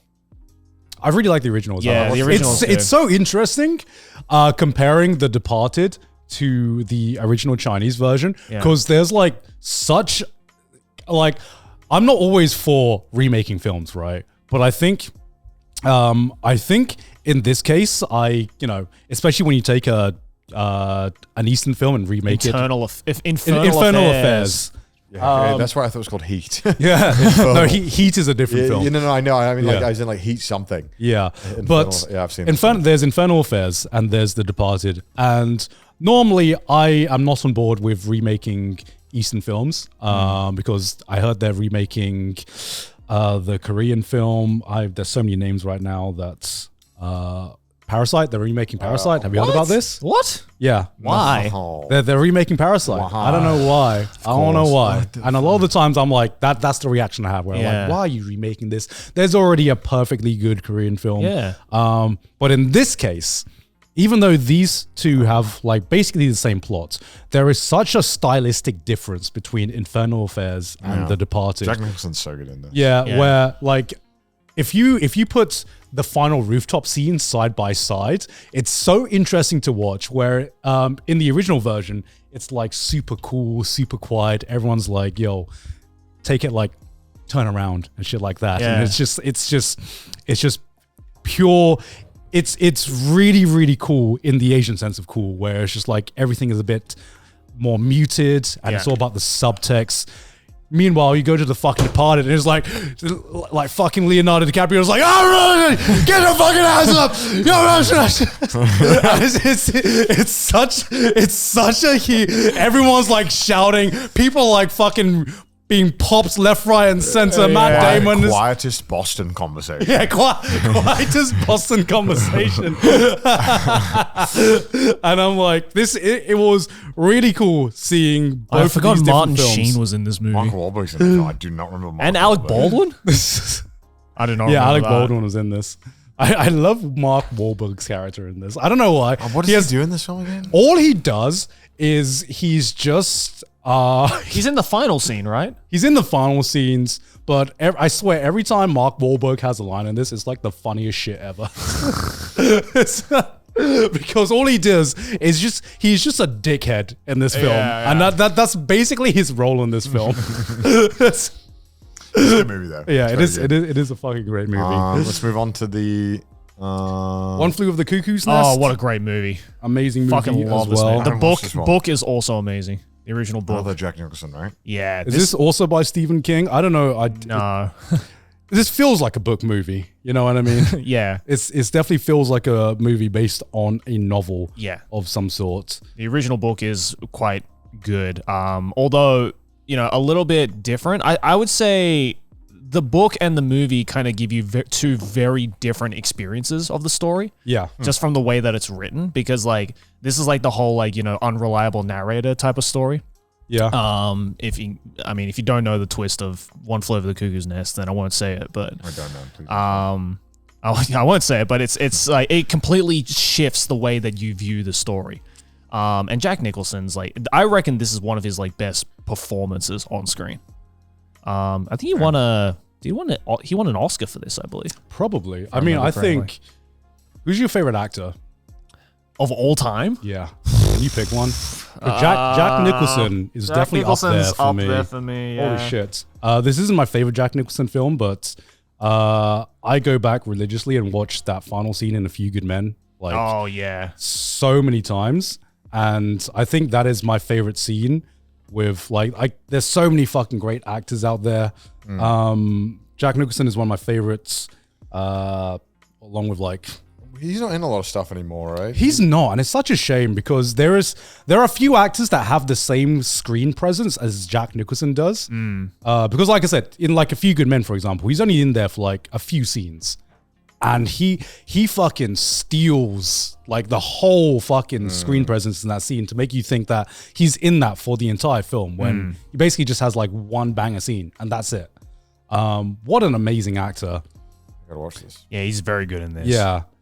But I watched this quite a long time ago, so I don't really remember much about this one. But shall we move on? Yeah. Let's move on. Shall we move on to something? What out of all of these do you think doesn't deserve to be on here? Or this high? I mean, I'm looking at it now. Is there anything? Seven Samurai deserves it. Silence of the very Lamb deserves it. Saving Private Ryan. The Green Mile, See, that's my favorite Tom Hanks movie. Really? Yeah. I Also, Am I crazy? also written by Stephen King. I hate this film. You don't like The Green Mile? I hate this the hell film. is wrong with you, dog? I remember because I was like, "Damn, this is a serious movie." And then I remember, I don't know, because again, it's been a long time. I think it's the whole fucking butterflies bringing back to life bullshit. Sorry for spoiling the movie. That absolutely ruined everything. I haven't seen The Green Mile. It's a good movie. Nah, it's good. Nah, what am I saying? Tell. Nah. Okay, so tell me, why do you like it? It's like Shawshank Redemption and the brevity of the situation. It's very deep. It's very it's very serious. And I just didn't like how it kind of felt like a lot of the seriousness kind of went out of the window, and they were like magic, and you're like, what? Yeah, I've only seen people talk about this, so I don't. Stephen King again. Yeah, this is Stephen King. I mean, it's, okay. Look, I'm maybe this feels like the. I'm exaggerating when I say I don't like this movie. It's a good movie. I'm not a fan of the whole magic at the end because that's the only part in the movie, right? Is that not something? It's kind of insinuated throughout the entire movie that there's some kind of fantasy elements. Of the story. Is it really? Yeah. Maybe because I was fucking dumb and 14. Because the main guy. I watched it when I was 14. So please, this is 14 years ago. I'm trying to remember. Yeah. Because the main guy, remember, he kind of has he has a fucking Josuke ability where he oh yeah, he does. He can heal shit with his hands. About that. Yeah. That's so funny. Yeah. And that's why that's where the whole conflict stems of Tom Hanks's character being he's on death row, but in the heart he's a nice person who has this ability that could put to good use. And then there's this whole conflict over he's on death row, but my personal feelings are getting in the way of this. Is what he did, or is what his powers are justifying the crimes that he committed? He's done 2 good fucking prison stories. Yeah. Is he okay? What? Just Stephen King? Yeah, bro. Is he good? Yeah, but he's also done 400 Yeah, true. fucking He's done novels. everything. 2 prison stories out of But 2 prison stories that bang. I know. That's why he's the Yeah, GOAT. I think I just he's the wasn't- king. I think obviously now when you explain that aspect, which I totally forgot, I think Yeah. I just wasn't a huge fan of the fantasy elements of this film. Yeah. I felt like maybe it took away from the severity of Do you not like fantasy elements? I think fantasy is my favorite genre, but I think the biggest turn off for me is when there's a fucking cool ass story, and then they start adding fantasy elements that feel okay.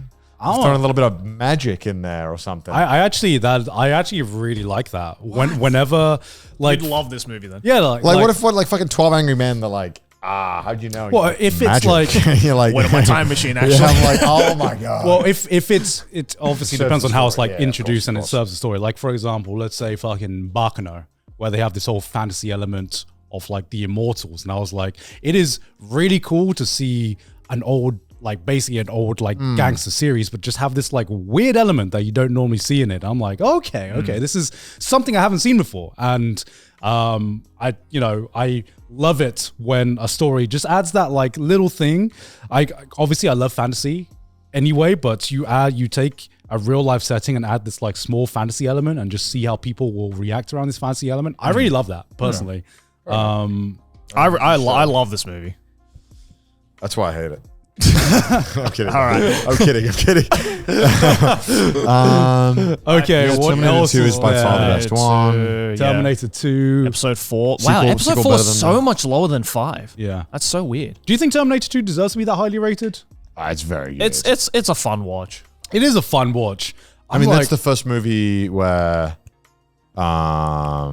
he's like the good guy, the fucking Terminator, right? Mm-hmm. Wait, because I can't remember this now because I don't even think I watched the first one.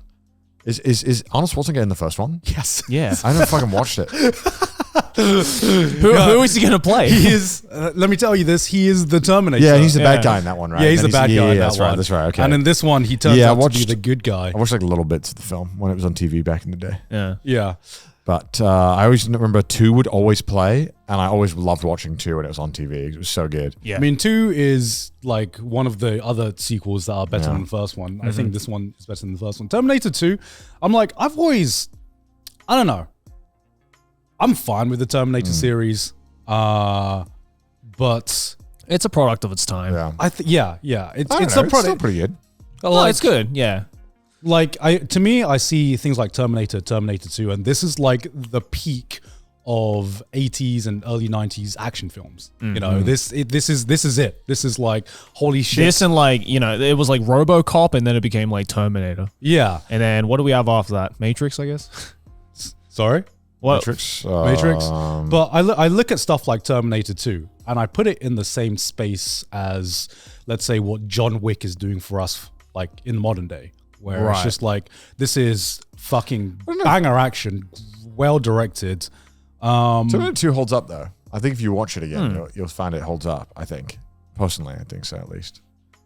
Because I don't know. It's hard to say, right? it's hard to say I because say that and I haven't watched it in like 5 years. yeah, because I think to Terminator 2 and I'm like, this is a great action film. This is banger action film. I also think John Wick is a banger action film as well. And for it to be like Terminator 2 is obviously like in the top fucking 50 films of all time. I'm like, is it that good to be top 50? I'm not sure. I haven't seen it in I'd rather so listen to long. Fucking Avatar. Oh, yeah. Yes, I will give it to this over Avatar. Okay, Avatar is such a mid film. Anyway, let's carry on. Yeah. Back to the Future. Spirited Away. Spirited Away. Yeah, I mean, I guess we've talked The about Pianist. Yeah. That's a great movie. Gladiator. Oh, I just watched Gladiator 2. Wow, Parasite's up there. 33. how's Yeah, I how- watched Gladiator 2 as well. How's Gladiator 2? It was. I mean, it was all right. I mean, look, I think Gladiator did such a fucking amazing job. Yeah. Watching Gladiator 2 made me realize just how much of a masterpiece Gladiator 1 is. Like the music is so good in Gladiator 1, and a lot of the music is Did they play similar. Jay-Z in this one as well in Gladiator 2? What? What? The only thing I know about Gladiator 2 is there was like everyone got fucking upset because they released the first trailer.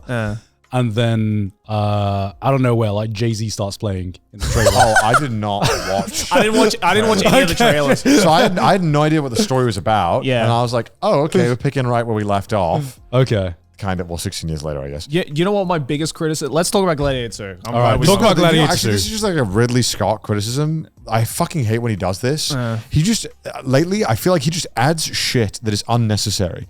Like with the whole Napoleon film, where he like shoots the fucking the pyramids or the Sphinx with the fucking cannons, yeah. which it didn't happen. And you're like, why did you include that? In this one, they have these amazing gladiator battles, and it's like, just trust that like people are willing to watch a dude to fight another dude and like have that be entertaining. Yeah. They have a fight scene where they're like, they have these boats in the Colosseum, which I believe they actually did flood the They Colosseum. actually back in did the used day. to do that, yeah. However, then they have sharks.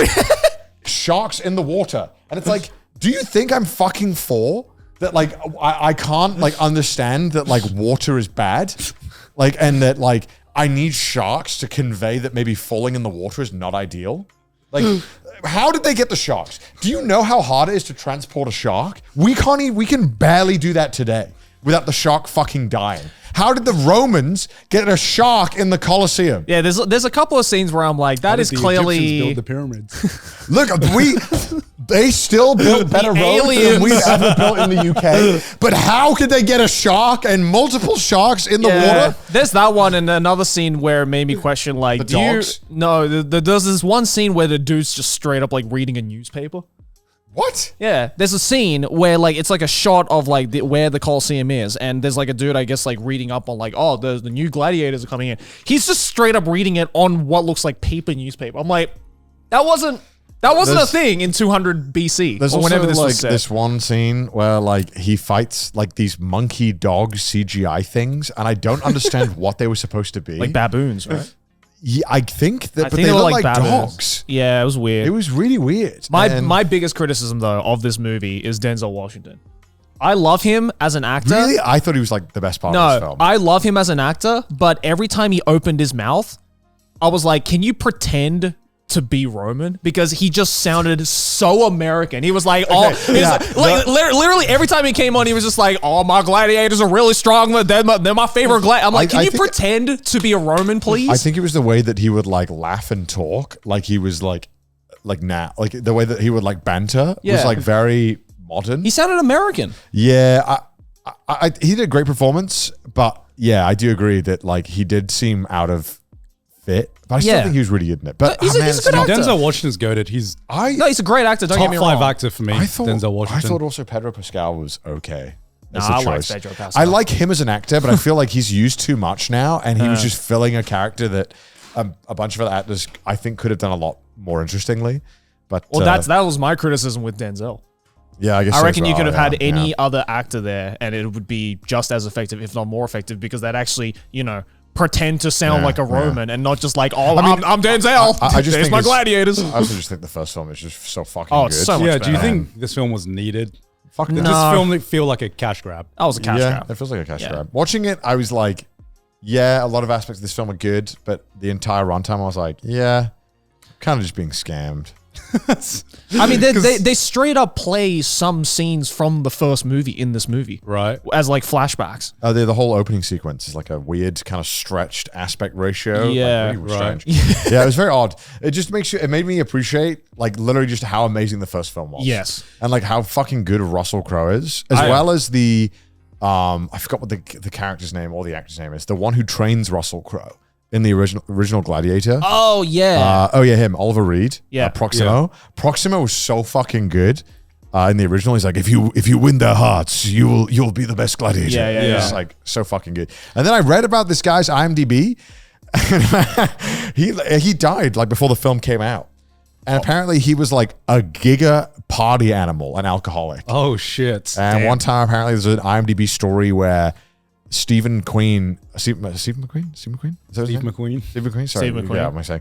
He was like, yeah, I'm going to come to London to discuss a film for you. And he was like, nah, we'll just go drink for 2 days straight. Oh, yeah. He died in 1999 Oh damn. Yeah, before the film came out. before the film came out. But I don't think they finished filming either, but I'm not sure. But He died of a heart attack in a bar after downing 3 bottles of Captain Morgan's, 8 bottles of German beer, numerous doubles of famous grouse whiskey and Hennessy cognac, and beating 5 What a much way- younger Royal Navy sailors in arm wrestling. What a way to go. Holy shit. his final bill What was the about fuck? $600.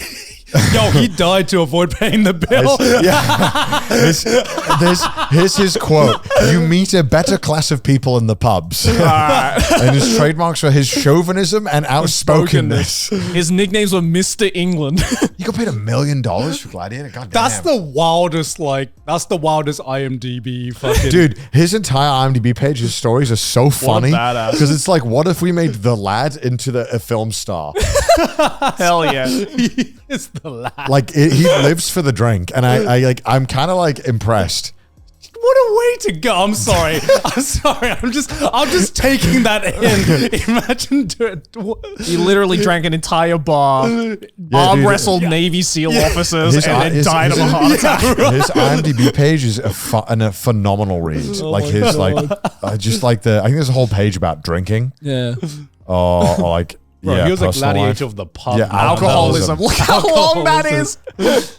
It's like 20 paragraphs. Such as Reed and 36 friends drinking in one evening 60 gallons of beer, 32 bottles of scotch, 17 bottles of gin, 4 crates of wine, and a bottle of baby sham. Holy shit. What a diabolical night out with the boys. Oh my god. You just have to, I just respect it. That's respect. I just respect it. At that point, he died doing what he loves. Oh, What is yeah. that? Wait, scroll up. Reed was held partly responsible for the demise of BBC's Sins on Saturday after some typical forthright comments on the subject of Lost. The sin featured on the first program. You got a fucking show tanked. Wow. Hell yeah. What we need a film about his fucking life, man. Yeah, right? Imagine that. damn. Oh my god. What an incredible way to go. But yeah, True Brit. yeah, bottom line, don't bother with Gladiator 2. Just watch the first Okay, one. that's good. I wasn't gonna watch Gladiator 2 anyway, unless it. Yeah. I watched it in the fucking 4MXD thing.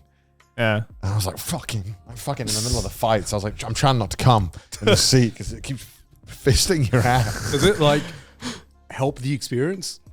It turns it into I'd say it turns it like a film like this into a bit more of a theme park vibe. Right. Because it is a 7 out of 10. Does it help you immerse in the scene? It's kind of fun. Right. This film I could fall asleep to, Yeah. which isn't like saying it's bad, but I was just particularly tired that day. Yeah. And so having a fucking chair ride kind of adds to a little bit of enjoyment. I was- Most films I wouldn't want that. Yeah, Yeah, 'cause I was really drunk when I watched this movie. I had just gone to the izakaya with some friends, and then we were gonna go see this movie. And I've just Yeah. the first 5 minutes, I was sitting there. I'm just like, oh fuck, it started. Yeah, but either way, it was like whatever. film. I've gone to movie theaters. I go like maybe twice a month, maybe sometimes even more. Mm-hmm. And I'm so fucking sick of watching that shitty trailer to that new fucking Captain America film. They've been playing it for like a year straight, and every single time I go to this theater, I see this shit trailer with Harrison Ford, who's acting, which is crazy. I never thought I'd see the day, and it's just awful. I hate seeing this trailer. Sorry, it's a nitpick. Yeah. If you go to the movie theater, you know what I'm talking about. I don't want to fucking see this trailer anymore. Can the film come out so I never have to watch this fucking No, shit trailer? I fucking hate seeing the trailer for the Minecraft movie. I've not seen that. Really, even with this movie, the trailer, not the play it. first No, they trailer did was not the play it. Minecraft movie, and I'm like, I'm not gonna watch it. I did not play that when I was there. Fuck. Yeah. Fucking. But yeah, Gladiator Captain 1, America ass. absolutely fucking goated movie. All right, what else? So good. What else we're Definitely clicking up on this deserves. list? Psycho, amazing movie. Yeah. Lion King. Do you think going through this? I know it's like the meme, right? But how much you guys agree with it? Do you think Hollywood has become creatively bankrupt? Do you think films were better back in the day versus now? I mean, there is a lot of, even like a lot of Hollywood actors that are like, yeah, you just can't make as many like B tier films that would get cult followings anymore because Yeah. the lack of DVD sales. Yeah. It's all about marketing now. Yeah, which is like very unfortunate because there are a lot of the films that we all love are films that would never get made now. Yeah. Because you have to make $200 million. Yeah. Otherwise Yeah. the film is a failure. Yeah. Or it goes straight to Netflix where sometimes it gets buried and no one hears about it, or maybe it gets compromised for whatever reasons. Like, Yeah. you know, it's kind of a bad. A lot of these films that we've gone through, aside from like some fucking like Gladiator's a blockbuster. The Matrix is a blockbuster. But a lot of the films are, let's say, like the B grade kind of film, not in terms of like its production. No, not in terms of like its legacy, but more in terms of like the production and the budget and the storylines, where it's not this big epic blockbuster, but more a lot of these like human stories, which I feel like, I don't know, maybe because I don't know how accurate my perception is, because I will be completely honest and say I just don't watch as many films as I used to. Yeah. But part of the reason for that is just because they're just not as much that interests me. No, I agree. I think now, whereas you could easily kind of stumble onto a pretty good film by going to the theater and just being like, oh, this is on. I Yeah. feel like that doesn't happen now because I think a lot of the good movies don't get theatrical releases. Yeah. I think like it's kind of like a meme, like A24 films, because they're Yeah. all like kind of like similar vibe. I do think though, like they have the indie films ish that they're putting out, like they're putting films out on like budgets between like $1 million to $100 million. Yeah. Which is like low nowadays. Like some of the films they're putting out are really good, but I would say $1 million to $10 million. 100, yeah. I think there's one or two that have got $100 million. I think it's mostly just casting. But like now you have to, I think saying movies are bad now is not true. I think movies that get theatrical releases now are mostly boring and not good because they have to be the blockbusters. But I do think that it's way better now than it was like 4 years ago.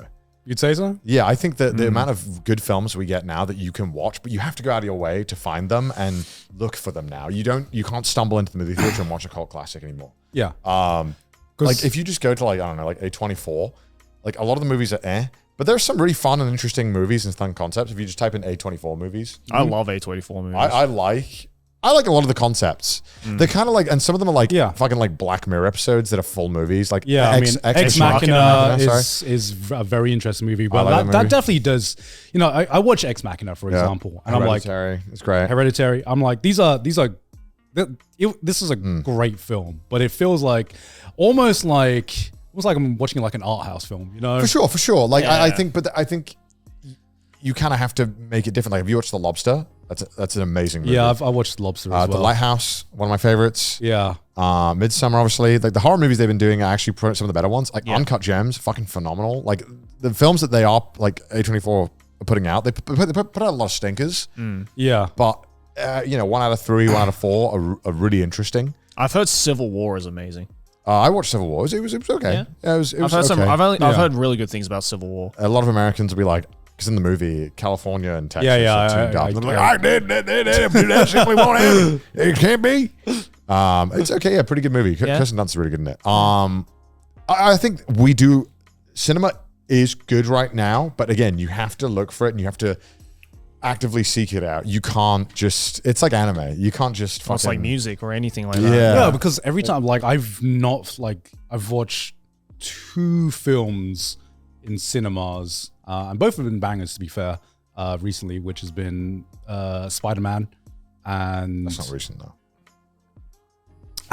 What's your rendition of recent? That's like 6 months. That was like 6 months ago, right? Spider-Man Into the Spider-Verse was this year. That was last year. That was last year, bro. No fuck. Yeah, that was last year. It's right there, actually. 2023. 2023. Oh my god. Little bro, that was last year. What do you mean this year? You haven't watched? Have you been to the movie this year? I watched Dune Part 2 this year. Okay. All right. Okay. Okay. I watched Dune Part 2 this year.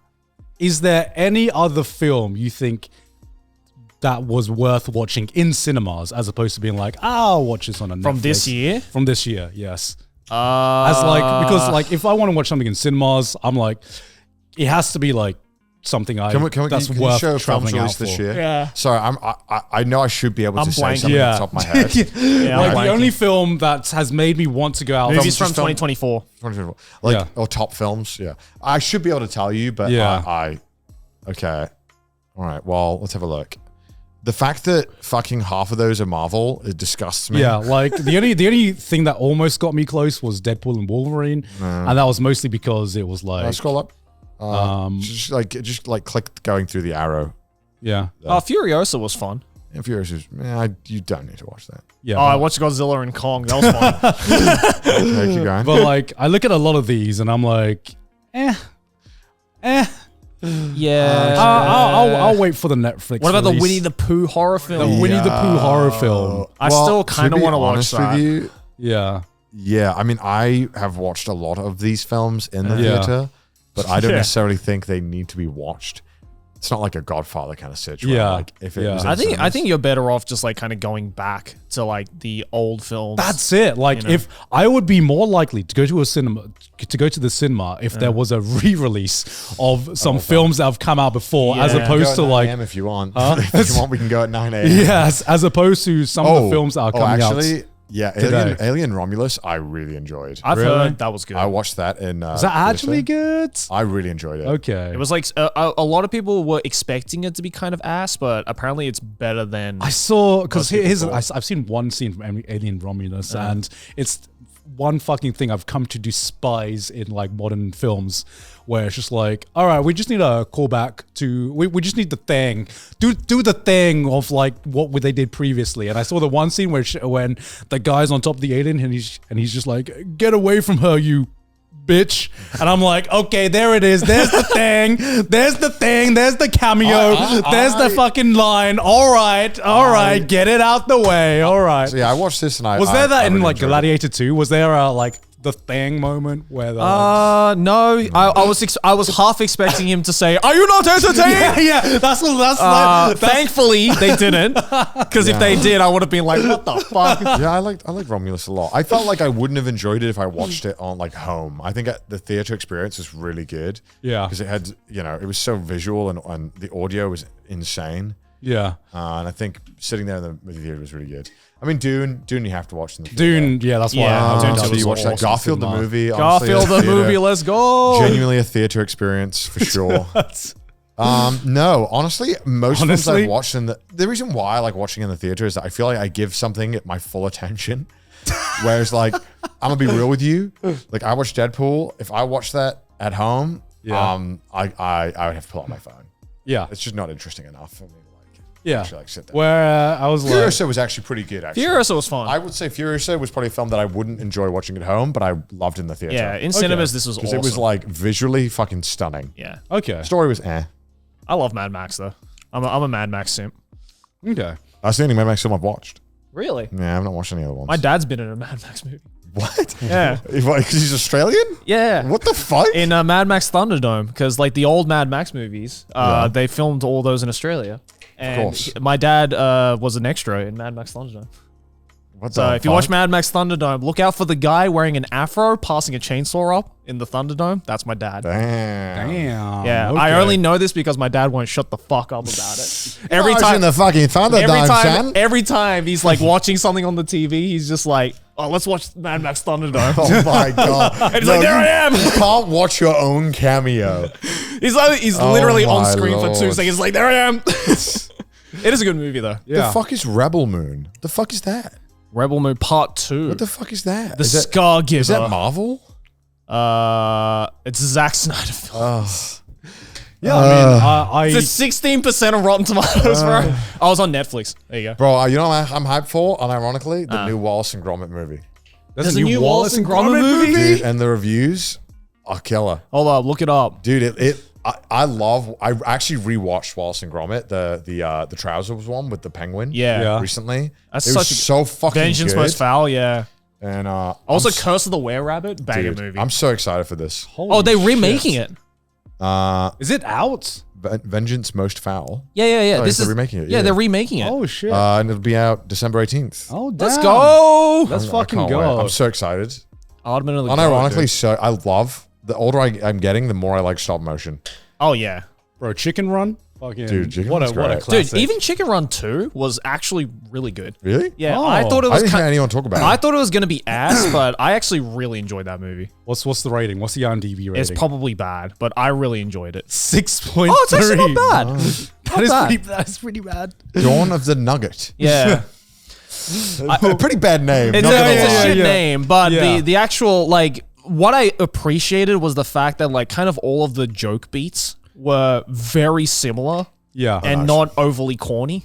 Yeah. And, like, not overly, like, modernized. Like, if you had told me that this movie came out, like, you know, a couple of years after the first movie, I would probably believe you. Like, it just looked and felt like an old movie. So I appreciated it. yeah. Interesting. I don't know. I'm trying my best not to be an old man shouting at the sky. I like the whole But I ticket, do man. genuinely like part of the reason why because I used to watch so many films. Like going through this list, I've seen like most of this list, right? Yeah. And now I'm just realizing I just don't watch films anymore. I Yeah. just don't watch. I seriously think like I watch Whiplash. You know, Whiplash, fucking incredible film. Yeah. It's a lot to watch. What do you mean? Whiplash. It's intense. It is. It is It's intense. a bit much. Oh, this was like I remember watching this for the first time. I literally, I felt fucking corny as fuck, but I was just like the final scene ended, and I literally just like fucking cloud. I was by myself. Me but when like, my pilot lands the plane. I literally was just there. Again. And Sydney's like, I was sitting in the living room. Sydney just hears. I'm a corny ass motherfucker. I know that shit. But when I see Peak, I want to like appreciate that shit, you know? Because I just thought it had such an amazing ending. I think this is one of my favorites, like human drama, like I'd say modern human like drama films, but this came out like fucking 2014. Yeah, man. it's still 10-year-old film. Yeah, it's a 10-year-old film now, you know? 2020 ruined my perception of time. 2020 has ruined my perception pre of time. 2020 and then 2024. Yeah, pretty There much. is no in between. Yeah. And it just feels like everything in cinemas nowadays, it's all like fucking remakes or let's you know, do you ever see like a franchise now and you just feel like in your mind that franchise stopped existing after a certain film? You know? Yeah, like, I know what you mean. Like Terminator 2, for example. Even though I know there are like so many other Terminators now. The reason I didn't really pay attention to the new Terminator anime was because to me, I'm like, done, yeah. Terminator for me has ended Yeah. with Terminator 2. You know, Fair. you know, in my mental space, I'm like that's the ending. Yeah. I don't know how many Star Wars things are out right now, but in my mind, that is already ended. There's too many. Yeah. With like I can't keep up with all this shit. You Did know. you see the interview with kind of unrelated, but it was fucking The Rock talking about his new film Red One. And he's talking about, he's like, yeah, I went to the same cinema that Christopher Nolan first watched Oppenheimer. I sat in the exact same seat that he sat in, and I thought, man, Red One is going to be amazing in this seat. And it's like a absolutely like fucking garbage, like Christmas dog water film. What? So Yeah, what yeah. is Red One? It's like his like Christmas holiday film with him and Captain America. I forgot his name. Chris Evans. And it's, bro, it's so. There's got to be the clip somewhere. It's like him sitting down. If you just type in the Reddit, maybe there's a clip. I think the Reddit had it. Bro, it's actually so funny because you realize that like Dwayne The Rock like actually like talks like fucking Homelander in the scene. You're like, you must realize you sound insane. Maybe there's it's a very short clip. Right. But It's so funny. We gotta watch it. No. It's a video. I Wait, watched did the video. Oppenheimer come out this year? No, No, that was last year. last July. Fucking. Type video. Yeah, I know. Maybe there's that 1 minute one. I don't know. Yeah, fuck it. Yeah, everything I think came out this year was last year. Yeah, everything that I'm like, yo, that was okay. Maybe I'm wrong. Maybe there are some goated films. No, okay, that's last year. All right, ignore what I said. It was me with anime, dude. Every year, I'm like, oh yeah, that came out this year. That's Maybe like, I'm that was like, 3 years ago. Am I willing into existence a video that didn't exist? Is it an article? I don't know, man. I believe you though. That sounds like some. Yeah, he said, yeah, I was just pretentious like, shit this The is Rock would say. insane. It looks like ass. I saw it advertised in the cinema and I was like, this looks like the worst piece of garbage ever. And then you see the controversy that was like, he was like, nah, I don't piss on bottles on sets. What? Yeah, he had to like, What? he had to like say that he doesn't piss in bottles on set. Good for you. Yeah, I don't know. It Who was- asked? Yeah, I don't know. It's strange. It's strange. Yeah, I've watched a lot of old movies this year as well, though. Older movies. Watched Beetlejuice for the first time. That was Oh yeah. Banger. never Yeah, watched that's a new movie. Wait, did that come out this year? yeah, this year. The new Beetlejuice? Yeah, was it Yeah. good. It's good. Really? It was actually good. We thought it was kind of going to be ass again because it's like, Why did they remake it though? Sequel. it's a sequel. It's a sequel? Yeah. Beetlejuice. Yeah, the reviews are not great, so I wasn't like too super. I look, there was obviously problems with it, and I definitely prefer the first movie, but it wasn't as bad Yeah, as I thought it was going to be, which I was like, thank Damn, God. raving reviews. I know, raving the review. original was really fun though. Yeah. I am going to say, though, I don't get the hype on Jenna Ortega. I just don't think she's a very good actress, if I'm being honest. Willem Dafoe's in the new movie. Oh, yeah. Is he good? I fucking love Willem Dafoe. Yeah, he Willem plays Dafoe's like great a as well. he plays like a zombie like movie star cop. Fuck yeah. Yeah, and he's just funny. I love Willem Dafoe. Bro. But yeah, if you like the first movie, it's fun. I just want more Robert Pattinson. That's what the world needs. More Robert It Pattinson. could heal us if he does more weird movies. Dude, I just love his weird movies. They're so good. Yeah. I mean, his weird movies are great. Okay, now that time has passed, is Deadpool and Wolverine? Dead weird. Deadpool and Wolverine. I haven't seen that yet. Was that worth the hype? I haven't seen it either. Have you seen it? Look, yeah, I've watched it. I've Is it watched good? it twice. Is it good? It's, I mean, you know what you're getting. Yeah. Right. If you like Deadpool and you like Hugh Jackman, you will like this movie. It looks like the most 7 out of 10 movie. It will pass 3 hours, Yeah. and you will maybe chuckle once or twice. You will also think it is kind of annoying because some of the jokes are just not funny. Yeah. And that's the problem with Deadpool is that some jokes are kind of like, that's fine. Yeah. And other jokes are like, oh. Yeah. Yeah. Eye rolling. And I mean, I think one thing that you can at least say is that fucking Ryan Reynolds and Hugh Jackman give it their fucking all. That's one thing that I'll give Ryan Reynolds credit for. But that's about it. I think. Yeah.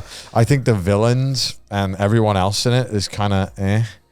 And there's that whole like there's like a whole like fucking big cameo section where if you like those characters and you know them, it's like great. But if you don't give a fuck, you're like, all right. Yeah. Because I think I had this realization It's where Yeah, it seems like for example, I've really enjoyed the Spider-Man film. I forgot which Spider-Man it was. Far From Home or what's the latest one? The latest one. The latest one was fuck. That was one with the meme where not everywhere I look, Homecoming. I see you.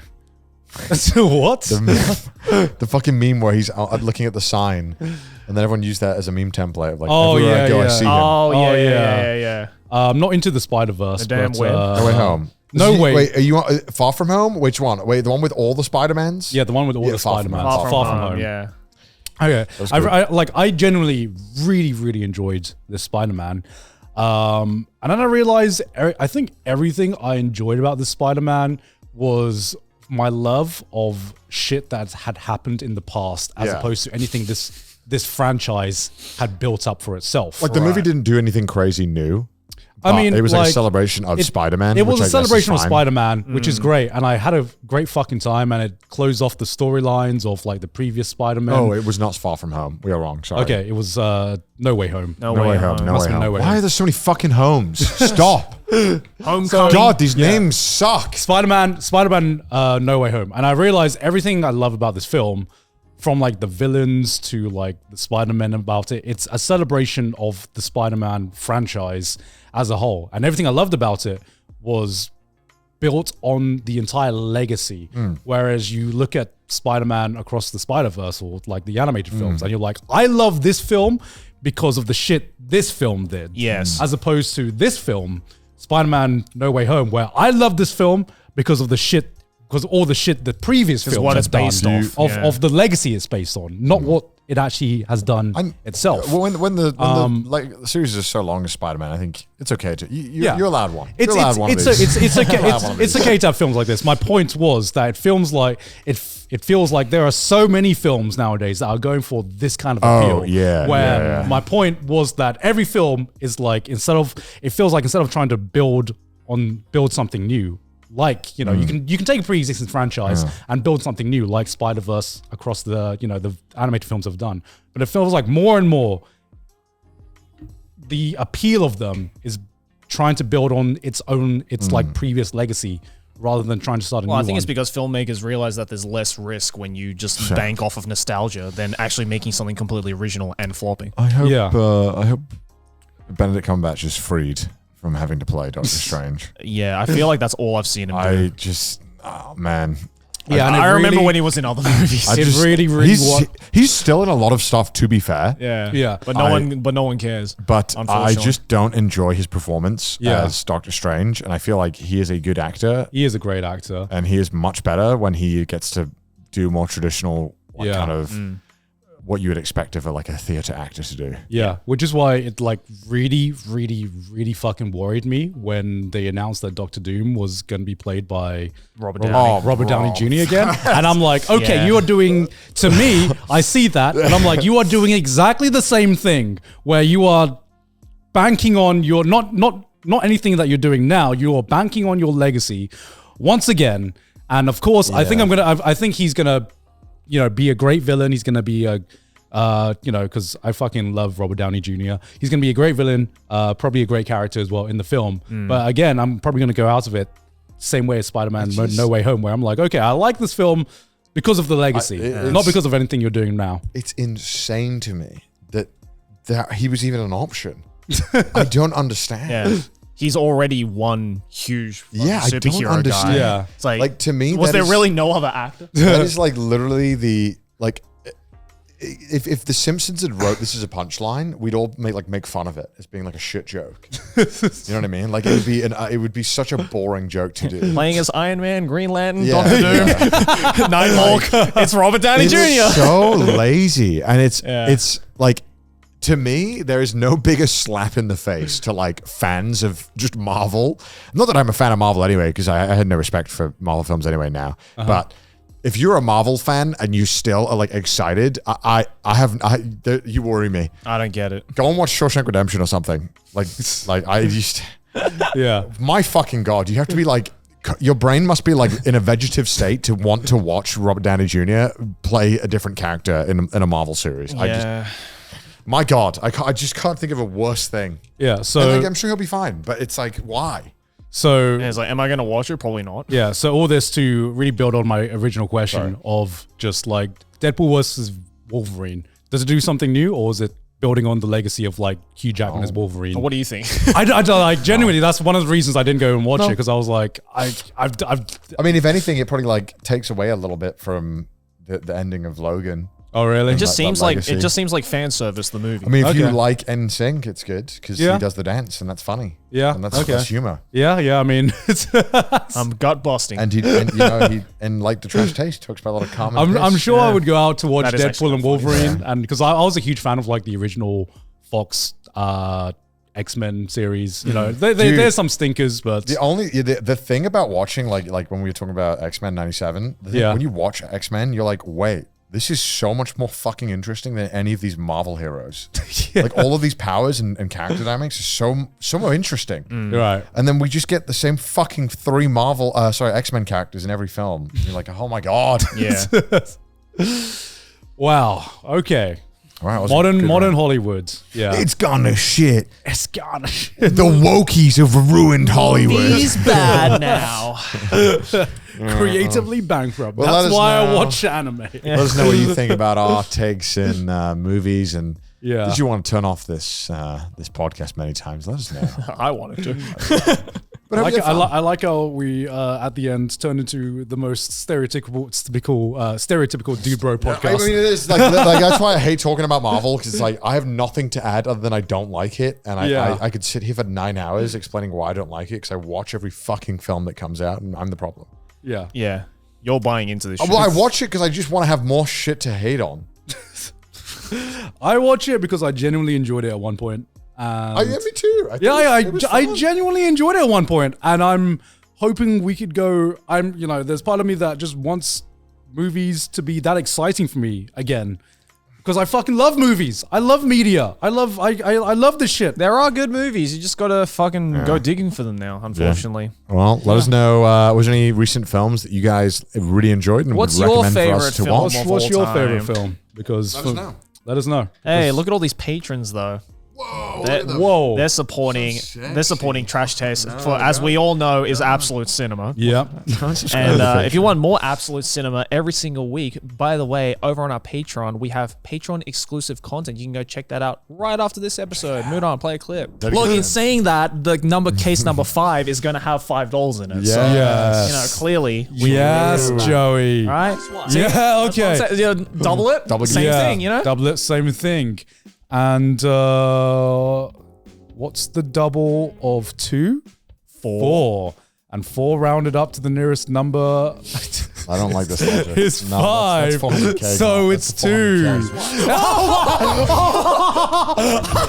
That was crazy. Oh, Lord.